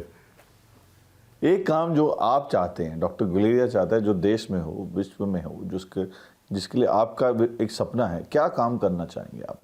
तो अगर करना चाहें तो एक ऐसा सिस्टम बनाना चाहिए where health, medicine and health becomes a social responsibility. किसी को हेल्थ के लिए फाइनेंशियल बर्डन नहीं होना चाहिए. एक ऐसा सिस्टम होना चाहिए, चाहे आप किसी भी सेक्टर में हो, प्राइवेट या गवर्नमेंट में, हेल्थ जो है वो आपका इज टेकन केयर ऑफ, चाहे आपका कितना भी खर्चा हो रहा हो, एंड वन शुड डिवाइस अ वे, चाहे वो इंश्योरेंस के थ्रू हो, चाहे टैक्सेशन के थ्रू हो, जिसमें ये गारंटी हो कि आपकी हेल्थ जो है वो आपकी life long will be looked after. अगर गुलेरिया शो लॉन्च हो, गुलेरिया पॉडकास्ट लॉन्च हो, तो आपके 4 गेस्ट में आपको एक गेस्ट चुनना है जो पहला गेस्ट होगा. मोदी जी, अमित शाह जी, योगी जी, राहुल गांधी, किसको चुनेंगे पहला गेस्ट आप? अगर मेरी तरफ से कहो तो मैं मोदी जी को ही चुनूंगा. पहला गेस्ट आप मोदी जी को बुलाएंगे अगर गुलेरिया साहब को कभी पॉडकास्ट आए. जब आपको मैं 3 सब नाम लूँगा, आपको एक लाइन बोलनी है बिना सोचे. Narendra Modi, visionary leader. Yogi ji, future of India. Amit Shah, great planner and a great person who has taken the party to a new level. Rahul Gandhi, little confuse person. Little confuse. Netflix देखना पसंद करते हैं या सिनेमा? पहले सिनेमा देखते थे, अब सिनेमा का टाइम नहीं मिलता तो नेटफ्लिक्स देखते हैं। आपकी फेवरेट एक्टर और एक्ट्रेस कौन है? अब तो बहुत टाइम हो गया है, पहले तो पुराने वाले एक्टर्स हैं जिनको मैं, जैसे अमिताभ बच्चन हैं, धर्मेंद्र जी हैं, जो न्यूज़ में चल रहा है बहुत कुछ, but he is very well in fine. या तो वो उनके एरा में अमिताभ बच्चन उस वन एक्टर्स। एक्ट्रेस में? एक्ट्रेस में पहले श्रीदेवी होती थी, अब तो इतना मैं देखता नहीं। कोई मूवी आपको याद आती है जो आपने लास्ट देखी हो सिनेमा जाके? तो बहुत टाइम हो गया है। नेटफ्लिक्स में क्या बिंज वॉचिंग कर रहे हैं अभी आप, डॉक्टर गिलेरिया? नेटफ्लिक्स में तो कभी सीरीज देख लेते हैं। अभी लेटेस्ट कौन सी देखी आपने? वो तो मुझे याद करना पड़ेगा, बट आप जो मर्जी करके आप देख लेते हैं। स्क्रीनिंग कर लेते हैं, कोई मिस्ट्री, मर्डर मिस्ट्री हो या उस टाइप की हो, एडवेंचर वाली हो। तो मुझे बताएगा कि आप जब नॉवेल पढ़ने बैठते थे तो आप रात रात भर नॉवेल पढ़ लिया करते थे। वो मैं मिस करता हूँ। पहले एक टाइम था, आपके दोस्त बुलाते थे, पहले नावल पढ़ने लगता तो मैं सारी रात बैठ के उसको पढ़ लेता था। कोई एक दफ़ा उसमें आप हुक्ड ऑन हो जाओ। अब इतना टाइम नहीं मिलता नॉवेल्स पढ़ने के लिए। गुलेरिया साहब को गाने का भी शौक है, मैंने सुना है। गाने का शौक नहीं है मुझे। गाने सुनने का शौक है? गाने सुन लेता हूँ, पुराने गाने सुन लेता हूँ। कौन सा गाना आपके दिमाग में आ रहा है? गाना मत, एक लाइन बता दीजिए आपके दिमाग में अभी जो याद आ रहा हो आपको, गाना लाइन। ये गाना जो मैं बहुत पहले सुनता था कि जीना यहाँ मरना यहाँ, उसके सिवा जाना कहाँ। बहुत बढ़िया। डॉक्टर साहब, आपसे बात करके गेम चेंजर विद एमजे में आज बहुत मज़ा आया। आपने बहुत सारे मिथ तोड़ने में मदद करी। आपने ये भी बताया कि जो आने वाला हेल्थ केयर सिस्टम है इंडिया में कैसे होना चाहिए, उसका विज़न क्या होना चाहिए, और साथ साथ में हमने डॉक्टर गुलेरिया के पर्सनल पहलू को भी जाना। आज हमने रैंडी गुलेरिया को भी बहुत क्लोजली जाना। तो आपका बहुत बहुत धन्यवाद हमें समय देने के लिए गेम चेंजर विद एमजे में। जैसा कि आपने देखा, आज हमने गेम चेंजर विद एमजे में डॉक्टर गुलेरिया से बहुत क्लोजली बात करी हेल्थ केयर सिस्टम के बारे में। आने वाले समाज का प्रारूप हेल्थ केयर सिस्टम कैसे होगा वो भी बात करी।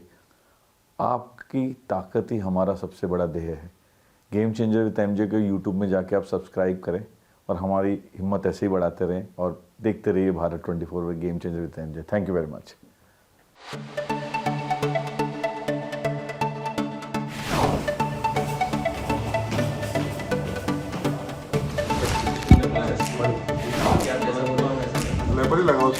So what is the favorite topic you always have to talk about? Their personal life. Personal life. We are for the very first time, by the way, we are going for some big doctor. जानना चाहते हैं कि आज अगर हम दिल्ली में बैठे हैं तो AQI कितना है? आपका क्या बेस्ट पार्ट होता है? ट्रैवलिंग। घंटा पहले लगे रहते हैं ना मेहनत से, उसके बाद जो निकल के आता है वो बेस्ट पार्ट है।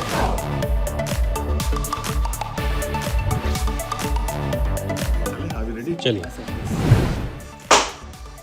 नमस्कार, स्वागत है आपका गेम चेंजर।